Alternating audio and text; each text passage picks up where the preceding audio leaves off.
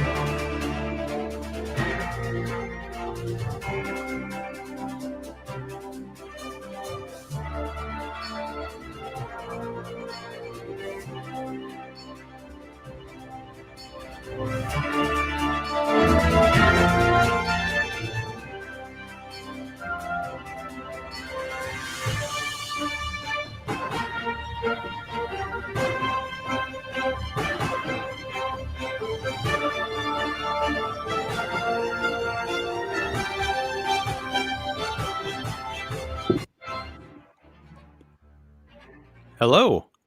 Hello. I'm playing some pre-music here. So is that on? Are you playing it on YouTube? Is that what I'm looking at? No, I'm playing it through my computer. Oh, okay. I've got my mixer board here.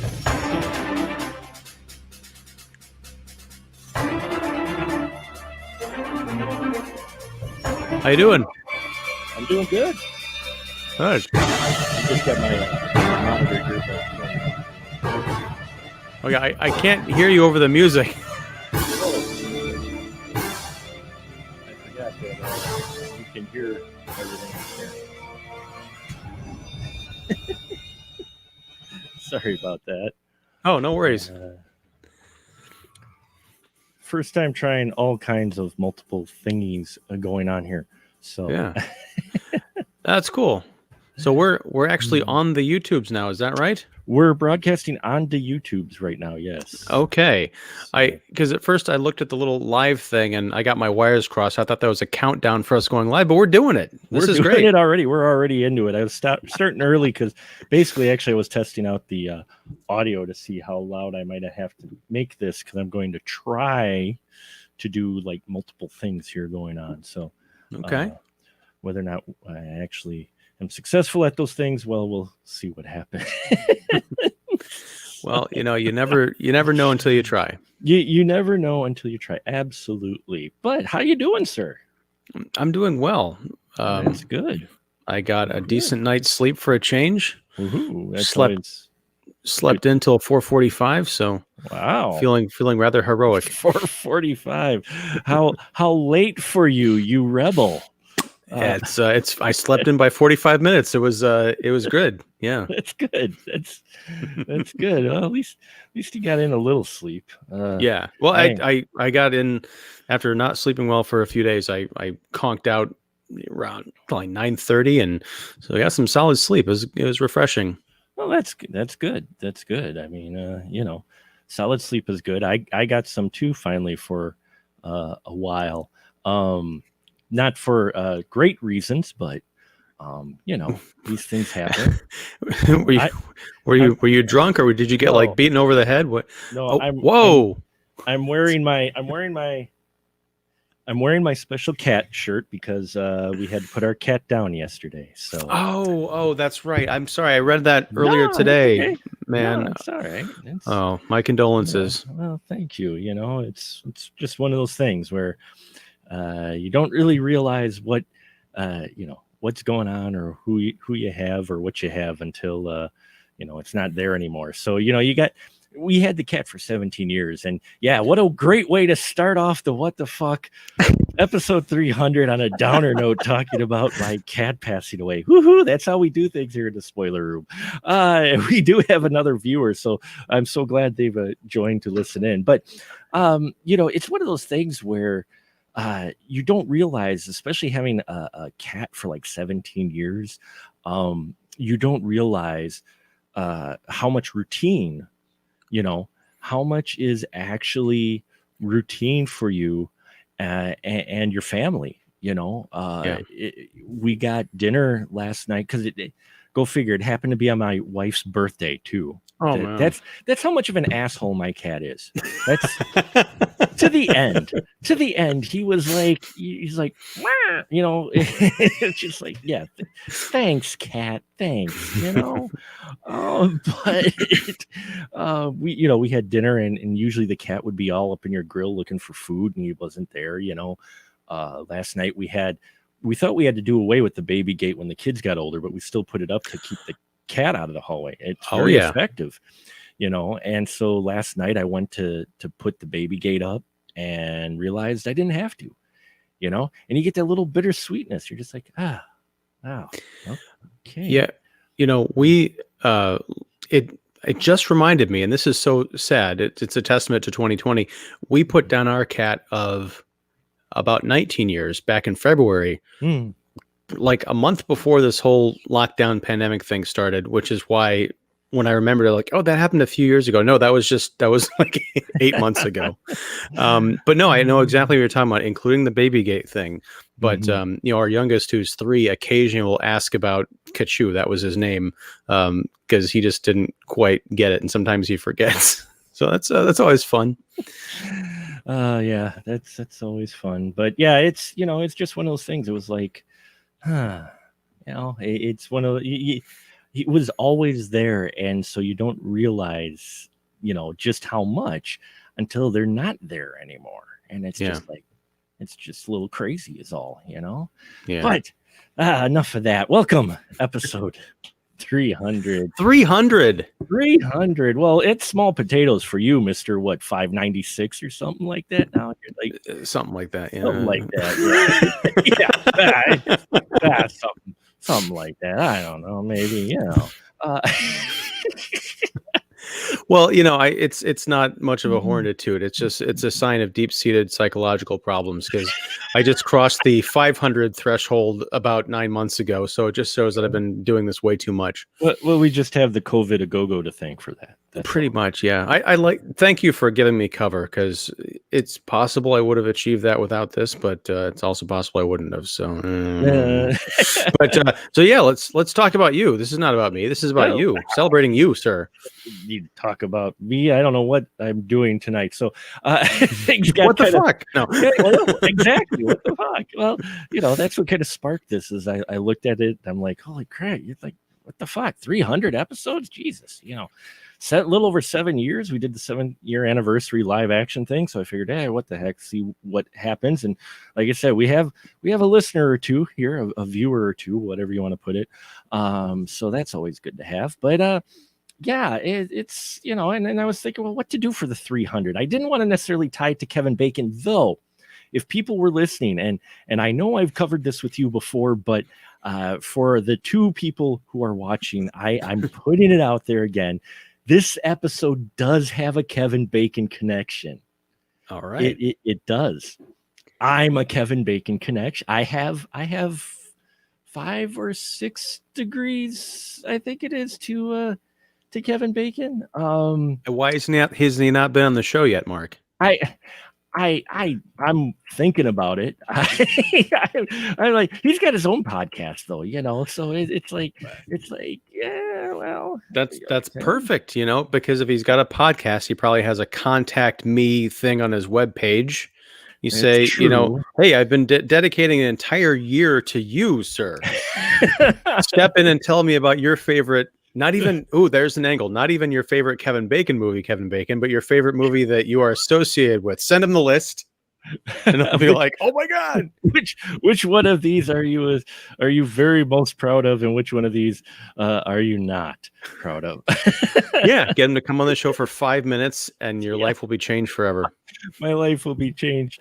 My life will be changed forever. Yes. So But what's this connection that you've got? These 5 degrees. okay. And welcome, Mallet CNC Works. Thank you for joining us. Oh. Okay. So the Kevin Bacon connection is my. This is going to be weird. My mother, first husband was Tony Frank, who actually left her to become an actor. Okay, and so Tony Frank was in UHF.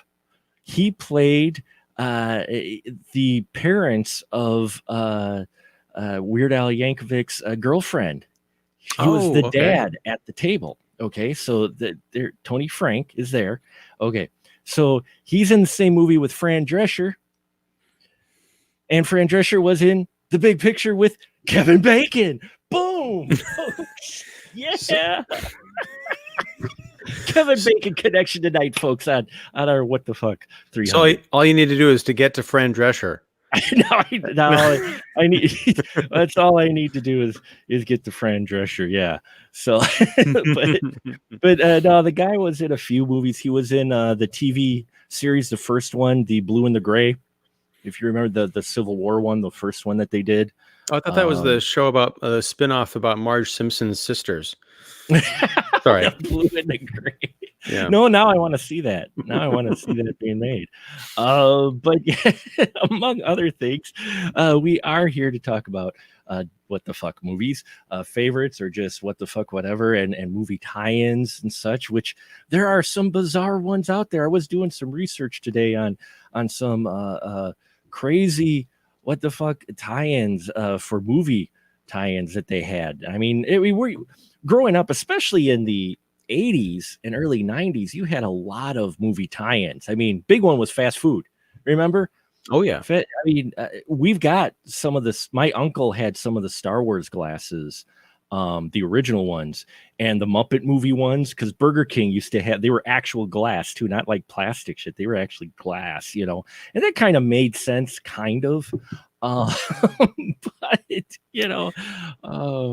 But well, if you'll indulge me for a second, and pardon me while I get up, everyone can get a fantastic view of my whatever. Hold on a second. Sure. I will drink my wine and welcome another viewer to the room. You're speaking about Burger King, right? Oh, look at that. There's Boba Fett and Darth Vader right there. Empire Strikes Back. That's all kinds of sexy right there, Ian. Well, thanks. The glass is nice too. It's the beard. The beard complements the glass, I guess. Yeah. That sounds like an aphorism or something. The beard complements the glass. It does. I don't have it with me, but I've got the bat blade that I feature on It's Vinylly Mine. It's shaped like the Batarang. It's a two-bladed knife. So I've got that. So that was a movie tie-in. I wasn't quite expecting, but my wife got it for me. So actually, give me one moment. Hey, look, here's a great live show. I'm gonna be right back. I'll vamp. Hey, everybody out there in YouTube land, how you doing? Well, I can't see the chat, so yeah. Well, okay. So Mark's back. I'm back already. So, I was vamping for you. Oh, you were vamping. Awesome. So yeah, one of the things that my wife got me, she knows I love Batman. So it's the Bat Blade. It says Batman. It's in backwards on here, but it's actually a dual-bladed bat knife. That is incredible. Isn't that awesome? And it's like metal. This isn't like cheap plastic crap. This is actually like good solid stainless steel. Like, yeah, I use this to open up all the vinyl on It's Vinylly Mine. There's a plug right there. Shameless shill. Now, here's the question. And first of all, there's nothing wrong with plugging your stuff. Yeah. But have you ever done the Batarang thing like Christian Bale did in Batman Begins, where he throws it against the wall, watch it go end over end into something? I'm Polish, right? So that would not work. I was going to say, does that mean that you did it without opening the blades? Well, if I did it that way, at least I would be safe and not stab myself. Okay, so it's like I'd be like, ugh, and where'd it go? And it'd be sticking in my head, and then you gotta go to the doctor, and you go, well, he'll be like, what the fuck, man? What would you? And actually, no, he wouldn't. It's in the middle of Wisconsin, so he'd just be like, okay, give me a minute. It's Tuesday already? It's Tuesday. Well, it's Tuesday already. What the hell? So, oh man. Oh yeah, but yeah, what the fuck movies, man? I know you watch quite a bit of films as you're as well. And do you have a what the fuck movie that kind of stands out for you, or one that you actually enjoy, even though it's just bizarre as hell? Yeah, I mean, there's a few, and unfortunately, I focus so much on the tie-in portion of that I didn't come up with a list of actual movies. Well, that's okay. We're live, so just wing it. Okay, I shall, but I've got props here off to the side. In addition to the Burger King glass, I don't want to know what props you brought. No, there's things I can show on camera and not get us kicked off YouTube. So okay, I was going to say, remember, we're YouTube here. They have specific algorithm for these things, and even though we're flagged as 18 and older, you never know. Know. But okay. Well, so yeah, I guess my biggest WTF movie, especially one that I love, and it's kind of I guess a cliche, but I'll indulge myself and you anyway. Tommy Wiseau's The Room. No, by all means. God, sorry. No, I knew it was going to come up from one of the crew members. We may have more crew members join tonight, but no, please, by all means, indulge us. Why is that one of your more enjoyable WTF films? Because it's got this reputation as being, the worst movie of all time. Was so kind of stole away from Ed Wood in some circles, but it's just such a wonderful disaster of a film. They made The Disaster Artist about the making of The Room. That to watch it, it's sort of competently made. I expected, the worst movie ever to be just a completely. I've seen low budget, no budget, zero heart, zero effort films that are much worse than The Room. But what I haven't seen is a bad movie that inspires such audience participation. It's kind of like this generation's Rocky Horror Picture Show. Pre-COVID, years ago, I got to go see it at the Music Box Theater. And there's a motif in the film where, for some reason, Wiseau did set decoration. He would put framed pictures of spoons all throughout the apartment set of Johnny. And so at the Music Box, and I assume other theaters too that show midnight movies of this, whenever a spoon would show up on screen, people were encouraged to bring plastic spoons into the theater.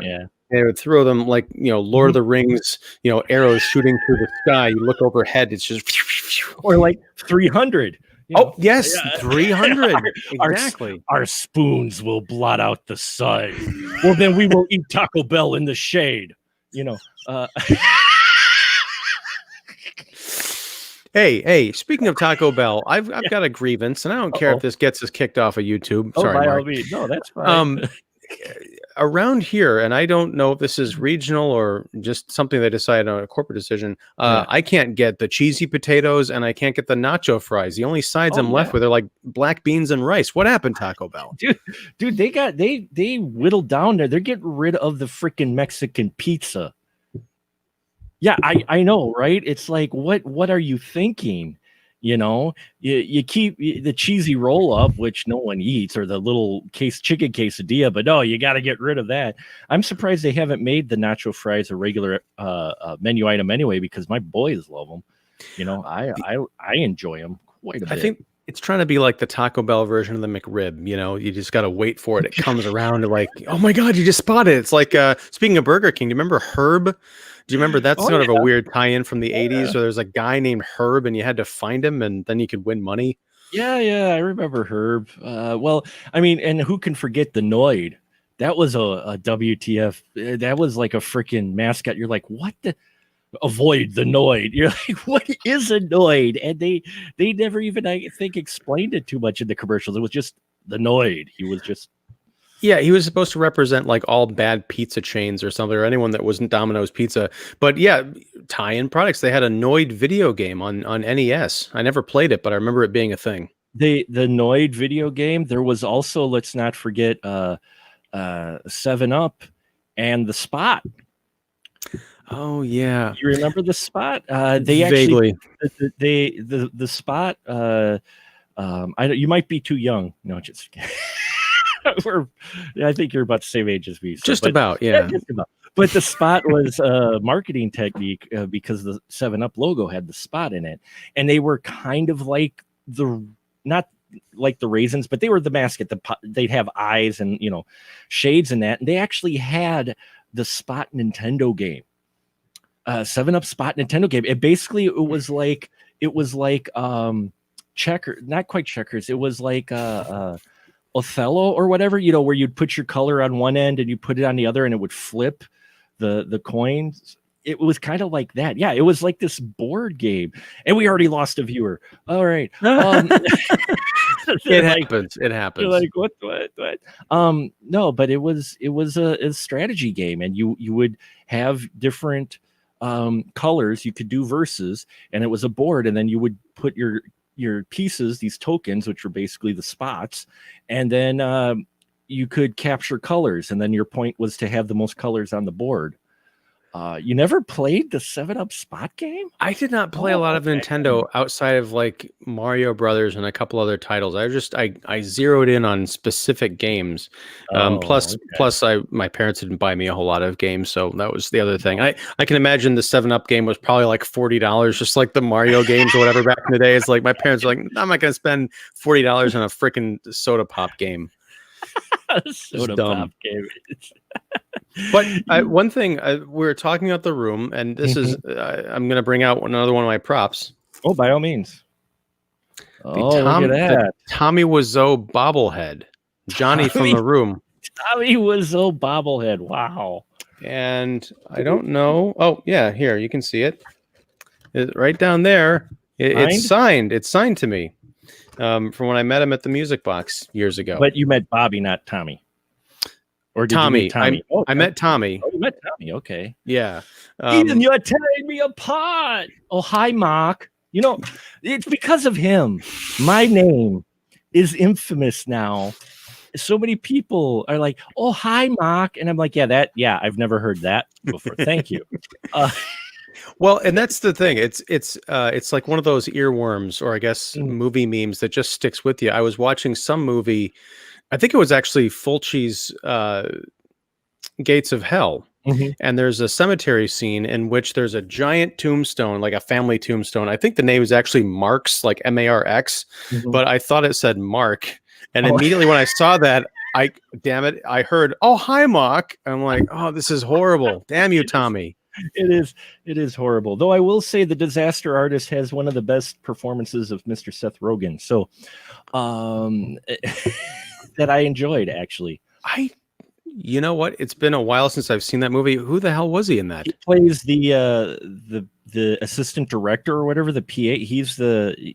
And he plays it straight. It's like, or a producer. I forgot which role he was, but I mean, he was on set. He was one of the crew guys, so he doesn't get a lot of screen time. But when he does, I'm like, first time I'm watching The Disaster Artist, I'm like, oh my God, that is him, and he's really actually decent in this role. So, I mean, I'm not so much a Seth Rogen fan, like, consistently, because he's done some stuff not been a fan of. I can talk, but in general, I think he's got some good range. I will say that about The Disaster Artist, the film. I haven't read the book, but watching that movie, if half of the abuse on set and treatment of the actors and stuff. I mean, eccentricities are fine, but when it comes to like that scene with the actress playing Lisa, filming the love scenes, and that, that just peak cringe uncomfortability, I've watched The Room since then. And now when it comes to those scenes, I used to think, oh, that's so funny. It's like their fourth insert of a, Skinamax type of thing. Now I'm just thinking, I know what was going on in the set while the cameras were rolling. Yeah. I can't be as entertained by this. Can you put love scene in quotes? The love scene, no, it doesn't need quotes because he was at least in love with himself. Okay, right. Yeah. Right. And that The Room is a WTF movie along with Veronica, which everyone's talking about now. I still haven't seen it. I've heard Veronica actually dethroned The Room in some circles. in some circles. I'm not sure what it is, but here's the thing though. There's a weird appeal to it. It's one of those things where, especially if you watch films, and for those who critique films, and no one's saying it's a wonderful film by any means, but there's just something you're watching it, kind of like with The Room, or some other really bad. You're just sitting and watching it and you can't take your eyes off of it, and then you find yourself coming back to it. I've actually watched it 3 times. Wow. Voluntarily, and each time I go, oh man, this movie, man, but I'm watching it. It's like, wait, does that lady's breasts have eyes? What? You guys, yeah, especially the first segment, because it's an anthology film. I gotta watch this now. Did it just come out on? What's that? You gotta marvel at it. You just gotta, huh? Did it just come out on VOD or something like that? Because I feel like I saw it I don't know if like a news story is the right word, but I saw it in some context like a month or 2 ago. So I don't know if it was just out or what. It was on VOD or on his site exclusively. It came out exclusively for a while, and then I think now it's out on Shudder, and that's why a lot of people are seeing it now. I do believe it came out on Shudder, but yeah, it's our good friends over at Astro Radio Z, Derek Carey. He did. We did an episode on it. We talked about it, and yeah, it's just you've got to watch it. It's one of those films where you can't really describe it, and that's definitely a perfect what the fuck film, because you're sitting here and you're just going, did they just do that?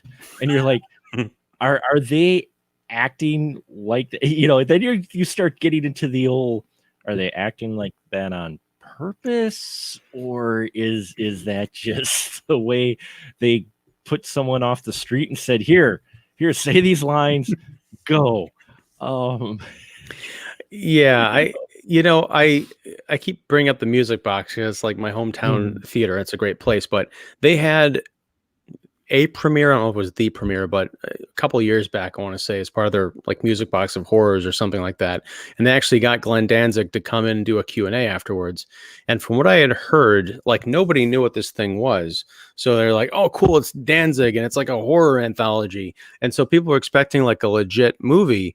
And so apparently the place, like they were just tearing up the seats. It was just, everyone lost their minds.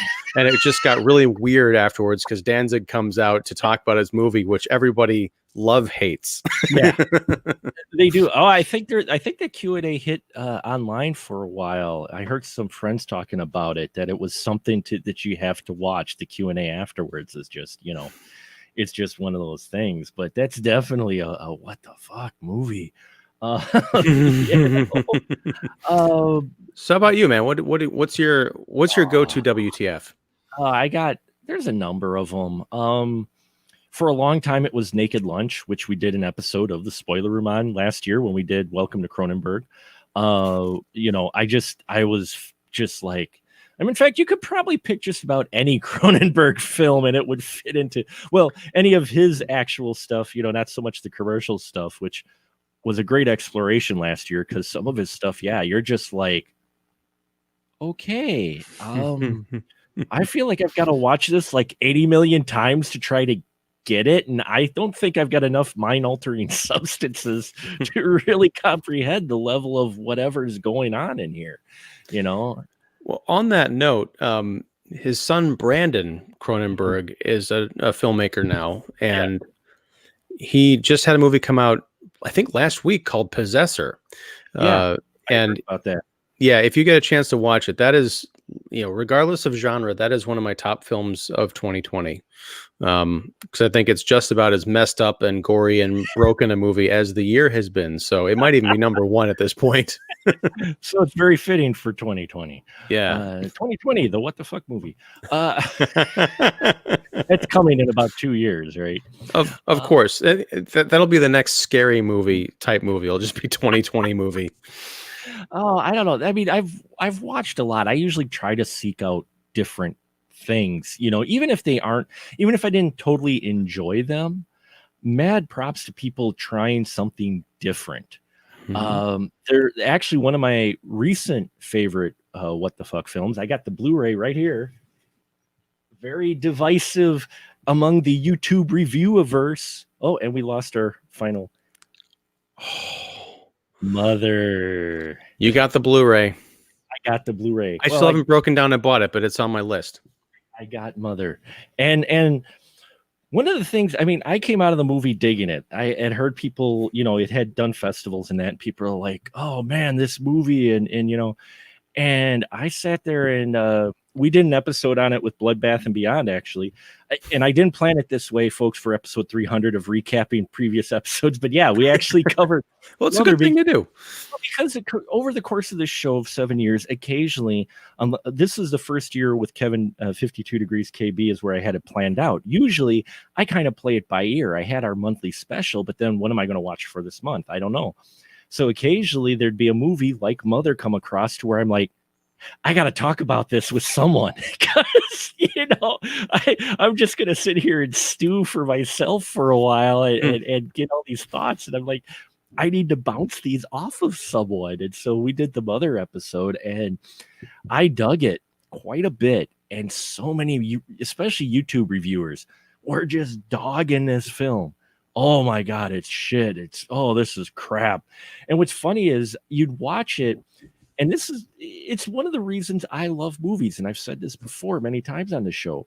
You watch a film, I watch a film. We could all sit in the same theater, masks on, socially distanced, at this point. But we could all sit in the theater, watch a film, come out and get completely something different from a lot of movies. Not all movies. Some of them are pretty straightforward, like your MCU. No, I'm serious. MCU is not that deep. A lot of people, you get pretty much the same thing. Entertainment, fun, okay. But then you get a movie like Mother, where everybody's sitting down watching the same film and everyone comes out with something different. Either they hated it rubbed them the wrong way, or there were many creative folks I know, especially indie filmmakers, who dug it because this speaks to me. They're like, this is creative this is all, this metaphor here. And they were going about how it's creative process and the struggles and everything about how they approach things creatively. And then religious, of course, some religious things, of course, came up, and then other people were just focused on, Jennifer Lawrence's breast. But, people all focused on something different in that film. And that's the type of films I really love. I mean, don't get me wrong. I love the popcorn film, but that was why I enjoyed Mother, was because it was a film that, mad props for them wide releasing it. Let's face it, I would have never thought it would come to wide release. Watching it, I'm like, yeah, I mean, that was definitely a case of Darren Aronofsky having a brand name at that point. But unfortunately, was that the last film he released? I think he came out later, but that was the last, I think, wide released one. I don't think he released too much. Like it got, stuff that wasn't in festival or, limited release after that. Right. Because I know he did. I think Noah might have been right before Mother or right after, and that didn't do anything either. I mean, both he's had a string of movies that are sort of artistic achievements, but box office underperformers, and that unfortunately can be a death sentence in Hollywood unless your name is M. Night Shyamalan. Explain that one to me. But you just got to know the right people, and M. Night's movies probably cost about a third to a half of what Aronofsky's probably did. Maybe. I mean, that Avatar thing had to have been like $1.5 billion, but it was a 99-cent quality film. That I don't understand why they did. Oh, that Avatar was such a misstep. Oh, but I loved it. I mean, I think it's kind of like The Room of M. Night Shyamalan movies in that it was complete trash, but I had so much fun watching them just like burn money on the screen in service of nothing. But I gotta say, as on this Mother point, yeah, I saw this in the theater with friend and colleague David Fowley, and right afterwards we went to the Golden Nugget like pancake house as we used to do back when the world was somewhat normal, and we recorded a podcast about it and talking about interpretations. I had not read or heard anything about this movie. All I knew was Aronofsky and Jennifer Lawrence was in it, but it was mostly the Aronofsky factor because I'm a huge fan. Sure. So I didn't know anything about the religious connotations. So when we sat down to talk about it, David was talking about all this religious allegory, and I didn't see any of it, but I did see a really thorough allegory about Darren Aronofsky's life and his career and his divorce. And this is like his working out his divorce movie. And I was going through point by point by point. You can see this and that correlation. And I was kind of blowing David's mind. And then he was blowing my mind by saying, no, remember this starts off with Genesis and ends in Revelation. I'm like, holy shit. So we're both like, we're getting to experience 3 different movies in the same evening. It was just, it was, and yeah, I mean, people can knock it, whatever, but I don't quite understand how, and I don't, well, I haven't listened to their reviews or their commentary, but it's hard to see it as legitimate, just kind of writing off a movie like that. It is. But that's just kind of the film culture that we have. It's so out there that for many people, well, not many, I shouldn't generalize, but for a mainstream audiences, some of them, it's just too out there. That's not what they're looking for when they go to theater. I mean, they're just like, blah. Well, and that's fine, but that's mainstream audiences. I think we're talking about 2 different things, because mainstream audiences, I know YouTube is a vast, wide playground, and cornucopia. Yes, a cornucopia, and it's a subset of the internet, which is even wider. But when you think about people who talk about films on YouTube, they have channels dedicated to talking about movies. That takes a certain commitment and passion about the medium to go online and talk about it in front of a camera. So you'd think that there'd be some more an openness to insight, and not just like Joe Blow, who goes up and says, I want to see this new movie, Jennifer Lawrence, and I liked her. She was blue in the X-Men. she was blue in the X-Men, and she knows how to throw an arrow in that there Hunger Games movie. Hungry Games. The Hunger Games. I thought that was going to be about a woman going to Burger King. I didn't know it was about kids killing each other. She did. She got one of them cool glasses. No, sorry. Actually, I've got a badge. I got a Hunger Game badge with a pin. Shows you how well I'm prepared for the show tonight. I've got a Hunger Game badge with a pin with the fingers that I got from seeing Hunger Games opening night. Which is another wonderful story of how I got the T-shirt as well. Did I tell you how I got the Hunger Games T-shirt? This isn't like a Mardi Gras beads thing. Is this going to get us kicked off of YouTube? No, this is not a Mardi Gras. No, I'm not going to take off my shirt and go get it. Trust me. We have two viewers. I don't want to scare them away. I probably welcome, by the way. Thank you for watching. Yes.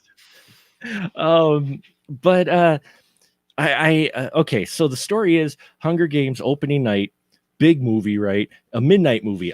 Being a movie guy, small town, I had to go see it. And so it was an event movie. Of course, not thinking of the demographic for the Hunger Games. Mm-hmm. I'm dad, but no child standing in line, right? Okay. So it's just like, oh, okay. So, bunch of a lot of teenagers in the audience, in college, freshmen and whatnot, because it's a college town. And so we're all in line. And it's a food drive. If you donated food, you got a ticket, a raffle ticket. That's cool. Right? So, and they were taking pictures, and it's hilarious. It's on the Rogers Cinema Stevens Point website somewhere on the Facebook page. On the Rogers Cinema Facebook page, they're taking pictures. And here I am in my black trench coat with my bag of food. Damn it. I was going to say you weren't wearing a trench coat, were you? Black trench coat with my can of food. And there were 2 young ladies standing in line, ahead of me. And the man, the person taking pictures, oh, let's take your picture. And so you can see my arm is behind my back. I've got like 2 feet of space, just like I am by myself. I am not here with anyone, just so that there were no misunderstandings. And so, okay, so I thought that was the biggest thing for the night. Picture ended up on the Rogers Cinema Stevens Point Facebook page. Well, So I'm in there, and the theater's packed. It's a mega screen. And we had just gotten the mega screen a couple of years ago, and it's one of those, just packed to the gills with everybody.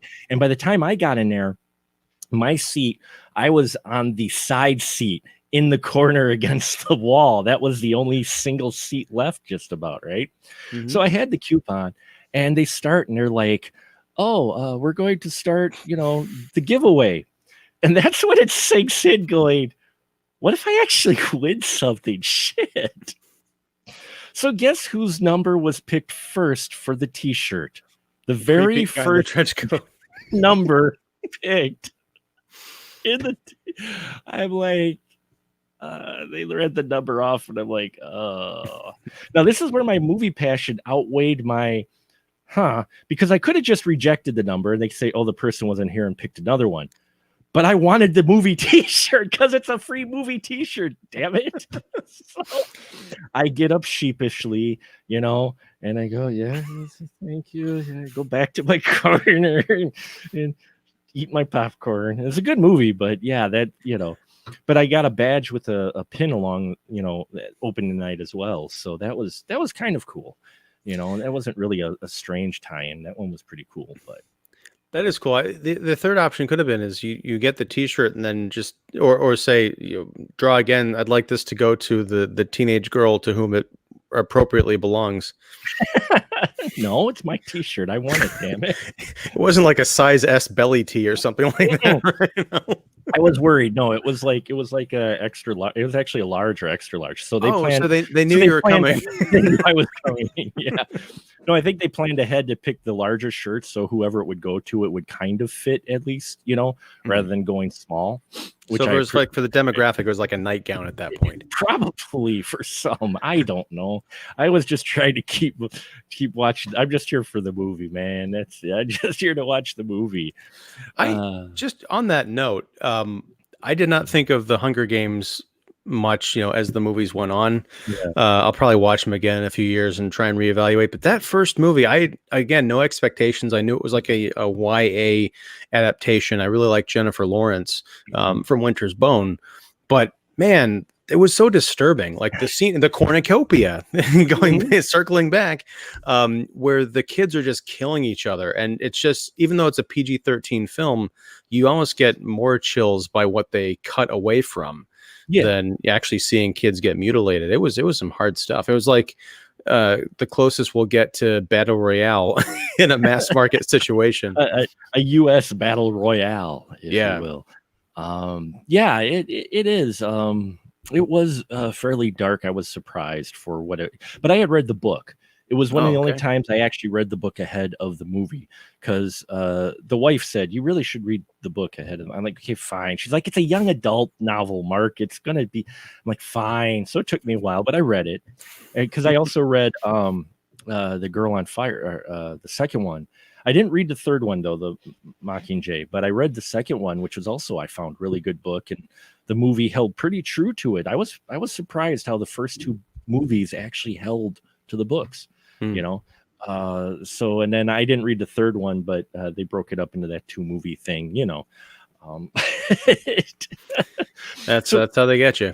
That's how they get you. But that's not a what the fuck movie. That is a tie-in, though. It's some of those later Hunger Games movies were definitely what the fuck movies. Well, you had some weird tie-ins too. I mean, the movie tie-ins are just crazy. What is it, insurance company I saw? I forgot which, but occasionally you get an insurance company that's promoting a film. You're just like, huh? What? I'm surprised they should have had a Hunger Games slot machine, made the odds be forever in your favor. I'm sure there's Ian, I'm sure there's a casino out there somewhere that's calling it, the Hunger Challenge. And instead of a mockingbird, it's got like a dove and, just enough alteration so they can't get the copyright, infringement going on. And if they don't have that, they do now, because they're one of the two people watching this. Are there still two? Runs a casino. Yeah. There you go. Yeah. Hey, Earl, free marketing. So what other WTF films you got that you and we lost that person. See, that was the casino person. They He's off left. to work on the idea. That's the They're off to thing. work on it. We just gave them an idea. Yeah, they're not Yeah. multitaskers there. No. But no, I don't know why this popped into my head, but much like Ray Stantz, it just popped in there. Transformers, Revenge of the Fallen. A movie I saw in the theater multiple times. What? Yeah. Revenge of the Fallen. Yeah. The second Transformers movie. Yeah. From Michael Bay. Second one. The second one. Yeah. Now, look, the second transfer. Let me just out of all the Bay formers you went multiple times, the second one. In fairness, I saw the first one I think a couple of times in the theater because I really liked it. It's not a great movie, but I think as its own kind of standalone thing, it's cute, it's fun. It doesn't mess with the mythology too much. Right. But the time they get to the second one with the the Egyptian climax with the mega robot that has the giant swinging balls, the racist robots. Oh, yeah. I saw it, the company I used to work for, they used to take us out to movie outings like summer blockbusters. So I got to see it there. Then I went to see it downtown at the Navy Pier IMAX in Chicago. And I think I took a bunch of friends. So I must have seen that thing like 3 or 4 times in the theater. So yeah, I spent like something like 10 hours of my life at least watching it. And then of course there's, DVD and then there's Blu-ray. Sure. I own this thing on multiple platforms or formats. Yeah, that's the mark of a great what the fuck movie. Is not something that you watch and it's disposable and you forget about it. It's something that you kind of want to hold on to because you're afraid that at some point the digital police are going to come and eradicate all copies of it. So you can hold on to it like, no, I was here and so is this movie. Living in exile like E.T. the Atari game and the Holiday Christmas special. Yeah, very much so. You'd think that Michael Bay's career would have been in a landfill after that, but that movie made like $1 billion or something, and it was 2 of 6 Transformers movies. And see, that is a what the fuck franchise altogether. Is the how they continually made money, it and you're like, but especially two, it is a good what the fuck movie. You are. That is actually appropriate now that you bring it up because you're watching it going, we went from the first film to here. And, I didn't think John Turturro could get more annoying, but I apparently was wrong. Thank you, Revenge of the Fallen. You've proven that he could get even more annoying. Yeah, I think they kind of rebounded with Dark of the Moon, the third one, I believe it was. But by the time they got to that last one with Mark Wahlberg and Unicron, the planet-eating monster, which I always wanted to see on film until I realized that it was Michael Bay handling it. I was like, no, I'm done with this idea. Sir Anthony Hopkins, really? Come on. Well, the last one I didn't mind. They could have trimmed like an hour out of it. The big thing was they were pumping up the Unicron thing. They're like, oh, Unicron, we're going to talk about it. I mean, that was leaked and people were like, yeah. And you're like watching this film and parts of it are like good. And parts of it, like, what the fuck is Anthony Hopkins doing in this film? And they had like the robot butler, I think. Yeah, I actually liked the robot butler and I really dug Anthony Hopkins actually in this. I'm like, oh, okay, you know what? I could do this, but then it got a little long in the tooth. And then I'm like, you could have trimmed some of this out. And then Michael Bay pulls an M. Night Shyamalan on the entire Transformer franchise, to which everybody, if you've ever watched, was it Naked Gun? And you had where the TV guys hit their head and everybody hits their head and then the entire crowd hits their head. That was the audience for the last Transformers movie because Unicron is Earth. And you're like, okay. Whatever fan base you had, everybody just went, sure. Oh, sure. Well, it's terrible. It's they're going for that whole Spielberg War of the Worlds thing where it's like they're already here, they're inside the Earth. But the problem I had, one of the many problems, is with Unicron, the whole threat from the Transformers animated movie was he is this giant planet-eating monster that's coming from deep space, and to him, Earth is like a chicken McNugget. He can't fit inside of us. No, it was one of those things where they were kind of building up going, oh, when are we going to see Unicron? Maybe he's going to come out of Cybertron, which now is in orbit around her.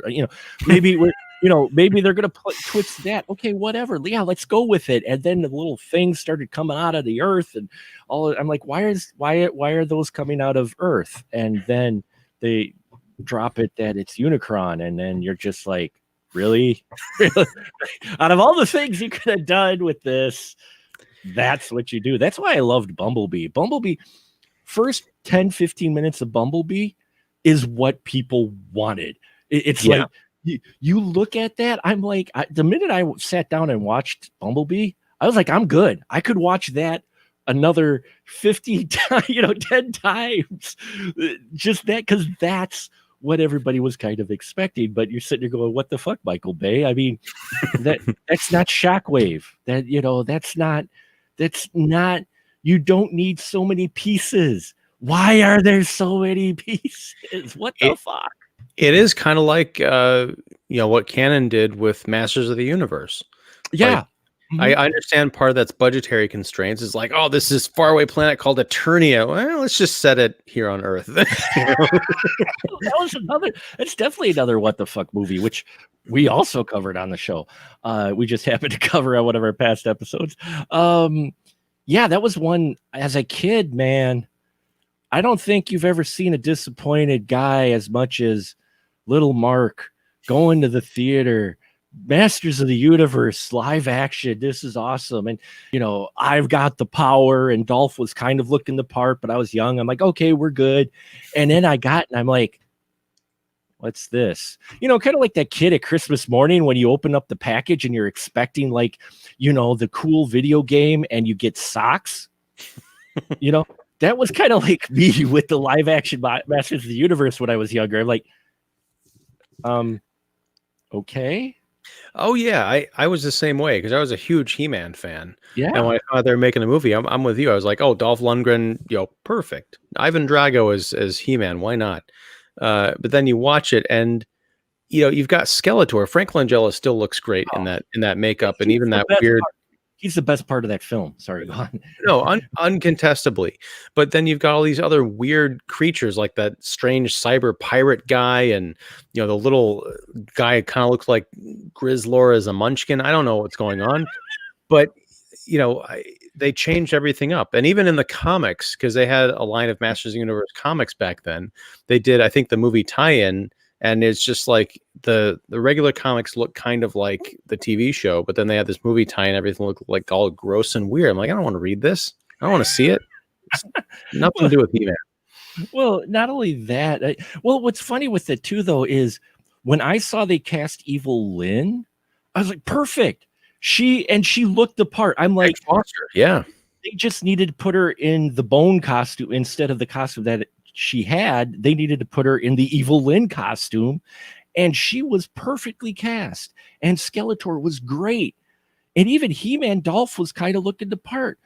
Man at Arms actually looked like, and Tila, most of those characters actually looked like they did. Okay, you varied their costume a little, but they looked the part. Those were great casting. And then you get to the story and what they did with these characters, and you're just like, why did you not watch any of the source material? Here, let me go get one episode for you. That's all you need to watch. Dude, it's just like what happened with Avatar. I mean, I never watched that. Well, let's say my wife and I went to go see the movie. Okay. And before we went to see the movie, I think it was on Netflix or something. We watched the first 3 episodes of the cartoon series because we'd never seen it before. And there's more storytelling and excitement and humor in that than in 6 M. Night Shyamalan films. So when Avatar, the live action movie, was over, I'm like, how hard was it? You could have turned the first 3 episodes of this into an hour-and-a-half film, and it would have been perfect, beautiful live action cinema. Yeah, I don't know sometimes. That makes you just sit there and go, what the fuck? Yeah. It's like video game adaptations too. people laugh at me when I say Mortal Kombat is one of my favorite. Outside of the last few minutes where it kind of craps the bed, for the most part, that's one of my favorite video game adaptations. And why? Because they basically made a live action version of the video game, which is what I wanted. That's all I wanted. They didn't really alter characters too much. They added a few that weren't in Mortal Kombat 1. They threw in, Reptile from 2, but still, it was like all the characters looked like they did. The settings were right. You even had fatalities in here, for crying out loud. It was like Goro, as cheesy as he looks, he was still a practical effect and pretty impressive for back then. It's like, that's what we wanted. And then they did Mortal Kombat Annihilation, and I was just like, why? Here's a dirty little secret. I've never watched either of the Mortal Kombat films. I think I've seen part of one, but that's something I need to watch. Because doesn't that turn 25 this year? Wasn't that 1995? Or is that 96? Yes, I think it's 95. Thank you. Hey, you're welcome. Look, Mark, again, we're about the same age. I know. We're both old. That's fine. We're growing old graciously. Listening to my arteries harden as a fatality. It's the slow fatality. That's the adult version of Mortal Kombat. Old age. Osteoporosis. Kidney stones. Now I'm just picturing Liu Kang grabbing his back. Yeah. Stonality. Plantar fasciitis. No. Yeah. No. Well, actually, speaking again of movie tie-ins. Yeah. What do you got? This is also from. I guess this would be the early 2000s. This is gross. But you remember there was Austin Powers, The Spy Who Shagged Me. Yes. For some reason, they came out with alcohol. This is a psychedelic shaker featuring Heather Graham. I'm going to see if you can listen to this. Unopened, unsealed. I like to believe that a genie Heather Graham will come out looking like Roller Girl if I were to crack this open. He just crossed two Roller Girl Heather Graham out of a Austin Powers bottle. There you go. Blue margarita cocktail mix. Yeah, blue margarita cocktail mix. It's not even the full. It's just the mix. You still need the alcohol for it. Yeah. Well, this stuff is so old that I might even just get like some kind of a high, just like drinking whatever is in here. But yeah, I don't drink. Sure. But I saw this and I could not not pick it up. That's awesome. That is, that's really. Wow, I just, that's crazy. That is definitely one of those odd things. So what we're going to do now is you'll have to be kind of quiet, and hopefully I don't blow people's ears out.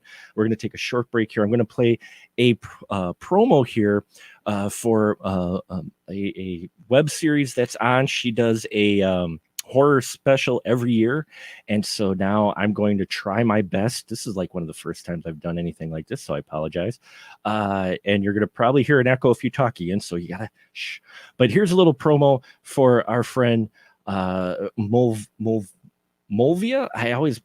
Molvalia. I always mispronounce it. I apologize greatly, but anyway, just check it out. It's perfect for Halloween. So here she is.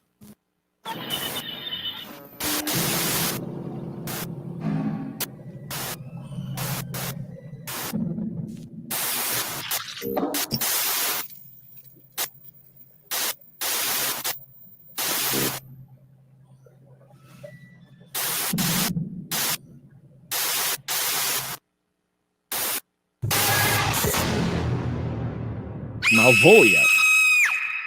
There you go. Malvolia. She does a horror special every year, and she's doing one this year again. Very talented individual, Jen Nagel, who's also an indie actress. She's been in a number of indie films. So do you know, did she film that and act in it, or is she just performing and someone else filmed that? Because that was really good. No, well, she's got a crew that films with her.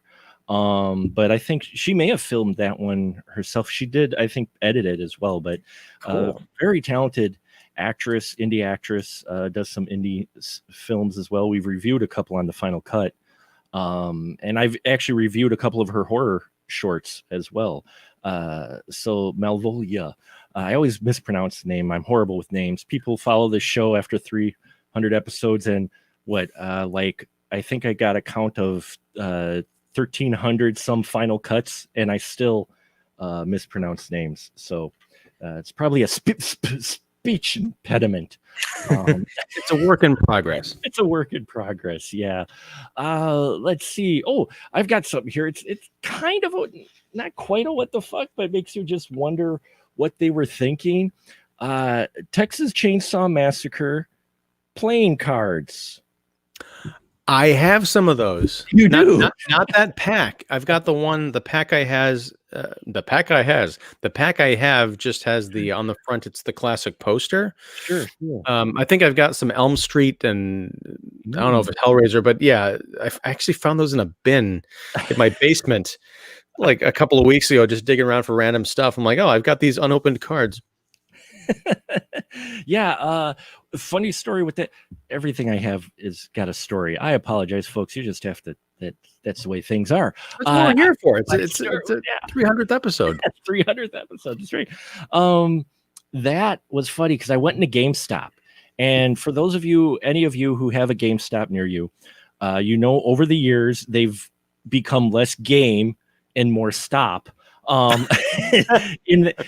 Because of Steam and all the other services or whatnot, what the fuck, whatever you want, they less physical media, so they have to fill their shop with something, so they stuff things with ThinkGeek and all this really cool geek attire and props and statues and all kinds of crap. Well, I found those in there, and I went in, and they were on the clearance rack. And I was buying something else along with it, a gift card. And I saw, I'm like, okay, I'll get this, right? So the guy looked at it, and he scanned it, and he looked at it, he click, he scanned it again, click. He's like, I don't even know if these are in our system anymore. Here, you could just have them. He just gave them to me. So Wow. I was like, okay, I can handle that. Sure. I'm good with that. I had not exactly a similar experience. In fact, I don't know why I'm even talking about it. It's not related to movies, so just forgive me. Fine. We're playing it loose, so whatever. Coinstar. You familiar with Coinstar? Yeah. Oh, yeah. The machines where in the grocery stores, you take them in with your change, you put them in a little metal bucket, you tip them over, it tallies it up, it takes away like 10 cents on the dollar, and you can get cash. I took some coins to a Coinstar last year, I want to say, right before going to work. And of course, the machine jammed and I was late for the work, but they had a technician come out. I think he was actually in the area, which is really convenient. So it wasn't that bad. But he came and he opened up the machine, and he found that one of the problems was there were a bunch of coins had slipped down like through a broken mechanism in the machine, and it collected in different parts of the machine. And so he was just emptying them out, and he gave me the coins. So I walked in with like $25 worth of random change. I think I walked out like something like $75.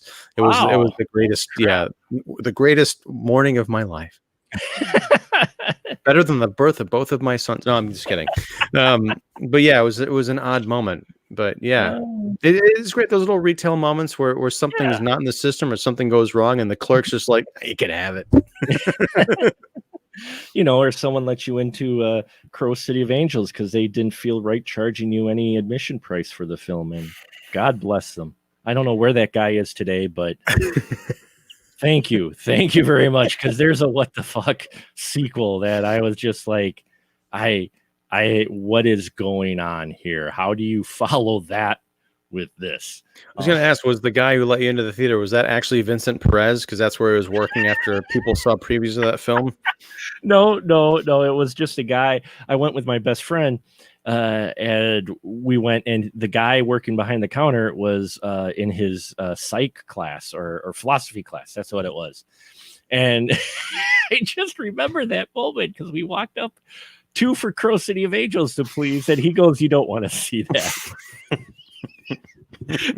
And we're like, "Yeah, we do." He's like, "No, no, you don't." We're like, "Yeah, we." He's like, "You know what? I'll let you in as guests." He's like, I can't in good conscience charge you admission." Wow. For the So we bought extra refreshments, but so it worked out that way. But yeah, then we came out afterwards. We're like, "Thank you. Yes, thank you. You were right." It was just such a disappointment because we were just sitting there going, "What the hell? Where's the microphone? I can't understand a word he's saying. And why is she saying the exact same dialogue from the first one, word for word? What the fuck? What is this?" That is kind of a what the fuck movie. It is. I remember, I think that would have come out in 96 in the fall. So that was like the first week or the first month back into my second year of art school.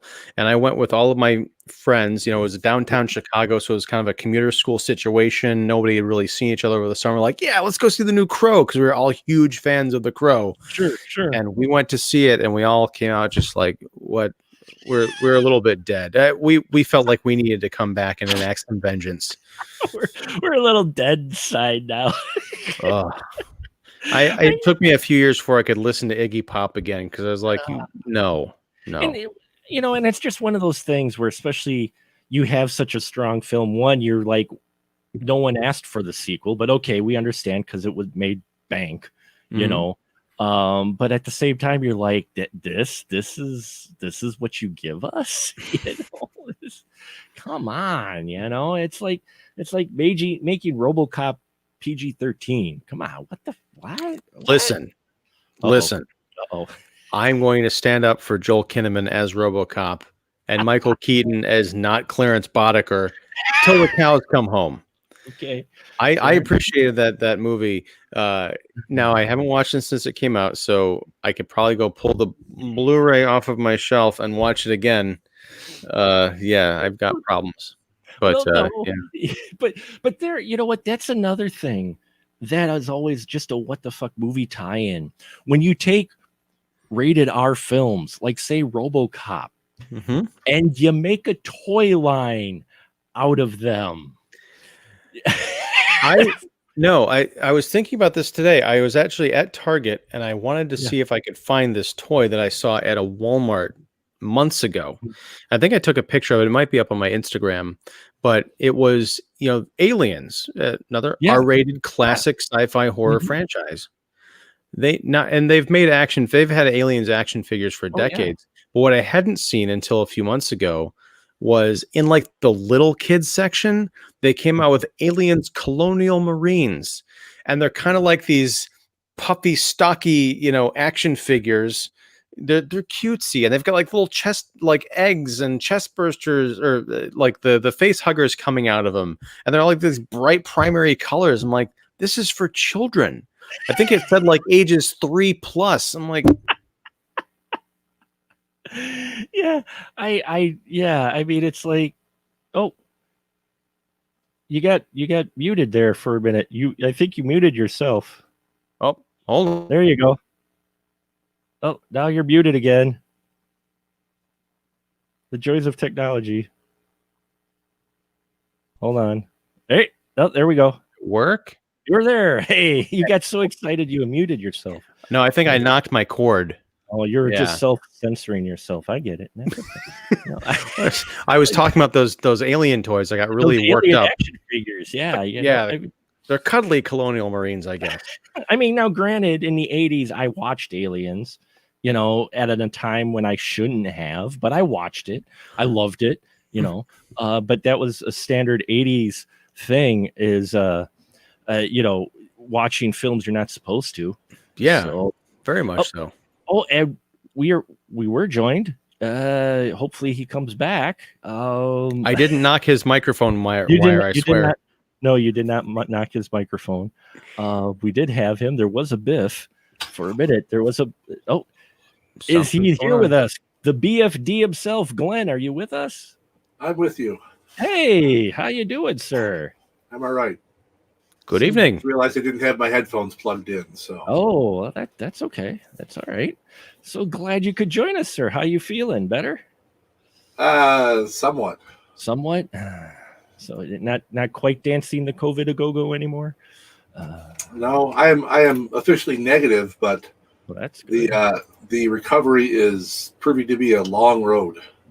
Well, we hope it's a speedy one, and I am very glad you could join us tonight for episode 300. So thank you for popping in. We were just talking about toy tie-ins to rated R properties that are for young kids.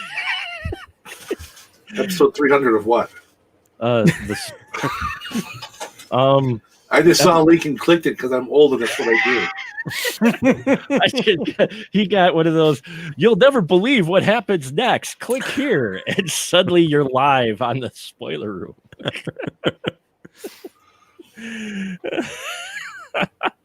And Jenma Rock says, I can't believe the aliens figures were brought up right as I come in. Totally worth stopping by. Yes, the aliens figures. A whole line for kids. On that note, if I might, I want to bring up my last and final prop. Ooh, what do you got? Micro Machines. Yes. Back in the 90s, I guess, they came out with these sets. I got a Stormtrooper one, but here's the dinner scene on the Nostromo, and here's the egg chamber. They were not in any way actually connected. And here's the big chap coming out of the wall. So for kids, little kids, like 8+. Oh yeah, no, I had a number of those alien sets. I also had Micro Machines had a series of the Micro Machines they had, and I had those as well, like die-cast. They're in a bag somewhere, die-cast figures or whatnot that were geared towards toy. You saw ads with kids, during cartoons or whatnot, and you're like, really? I mean. Glenn, you got any what the fuck movie tie-in products, or what do you think of those rated R kids toys? I think they're fantastic. I mean, the thing is that I think it's every kid's different. Mm-hmm. So what some kids can watch is different from what other kids can watch. I mean, I don't think I would have, if I had kids, I don't think I would ever let them watch, as a kid, like I Spit on Your Grave, that I wouldn't have them watch. But, like, if I had a kid and I felt they were, mature enough, I mean, I'd let them watch, like, Nightmare on Elm Street or something like that. There's no problem. I watched those when I was younger. Well, I mean, actually, and I turned out just fine. we all turned out great. Look at us. I am a well-adjusted person. Axe anyone. Happens to keep an axe next to his desk. Nice. Nice. Oh, I got one here. Here. Hold on, right on my shelf here. It's dust. Ooh, really dusty. It's a USB stick that is also from Transformers. Is that Ravage? Yeah. Oh, that's awesome. It's a Ravage USB stick. Unfortunately, his back leg, it wasn't made the best. Its back leg broke a bit. So I glued it on so he can't fold up, but he actually would fold up into just a stick, a USB stick. And it's a usable USB stick, something like only like 8 gig or something, but still, it's an actual USB stick that you could use. So yeah. Well, and I will also add, aside from just the horror stuff that's made for kids out of movies, there's a lot of horror stuff that is kind of kidified for children. Yeah, if you look around, because like there are several Cthulhu children's books. Yes. And you even throw in things like that could easily go to a kid that a kid wouldn't even know what it was, like when you get like the chibis and stuff like that, or even some of the games now where it's like, because I think a big change came too when you had like the whole Goosebumps series came around. Yeah, because you had horror that was basically made for kids. Mm-hmm. So Yeah, and Goosebumps was, and actually, let me see if I can do this without breaking anything. If you guys can still hear me, this is from Cracked. I looked it up, and I want this. I want one of these. It's a kid's face. It's a plushy face hugger. Oh, He's adorable, isn't he? I think I saw something similar, not with the smiley face, but just like it looked like a regular plush face hugger at, I don't know, it was Barnes and Noble or some odd place that sells toys now. This is a great list. Here's another one. Predator. I want this Predator ornament too. There's a Predator ornament. This one I've got to find. I've seen that. Yeah. Have you seen that? Well, it was a long time ago, but yeah, The meat. Yeah. The meat for Rocky to punch. It doesn't come with Rocky, mind you. It's just the meat action figure. And then, of course, you have Captain America's slow cooker. I think they had a whole series. Like they had Iron Man and one others too. I think they had some other ones, if I remember. Well, they started cooking it back in the 40s, and it just came out. It just came out. It's a really slow cooker. Don't turn that sucker on high. District 12 light bulb. Here you go. Phantasm ornament. I want stuff from the movies that terrified me as a child. Yeah. Where's my Maximilian plush from the black hole? Where Hallmark? Listen to the spoiler room right now, because I know you are listening, Hallmark. I want E.T. in the river ornament. Yeah. If there was ever a thing that scared the living crap out of me when I was a kid, outside of the three fingers around the door, mind you, the three fingers was pretty scary. But outside of that, the other thing was just sickly E.T. in the riverbed. I want to see that ornament. Where the hell is that ornament? Well, as far as the three fingers, you just got to relax and it becomes okay. No. But no, E.T. in the river, I would totally get that ornament. That's some dark territory. Yeah. Well, quick story. I don't know if I told before, but my parents scared the crap out of me between E.T. and Gollum from the Bashki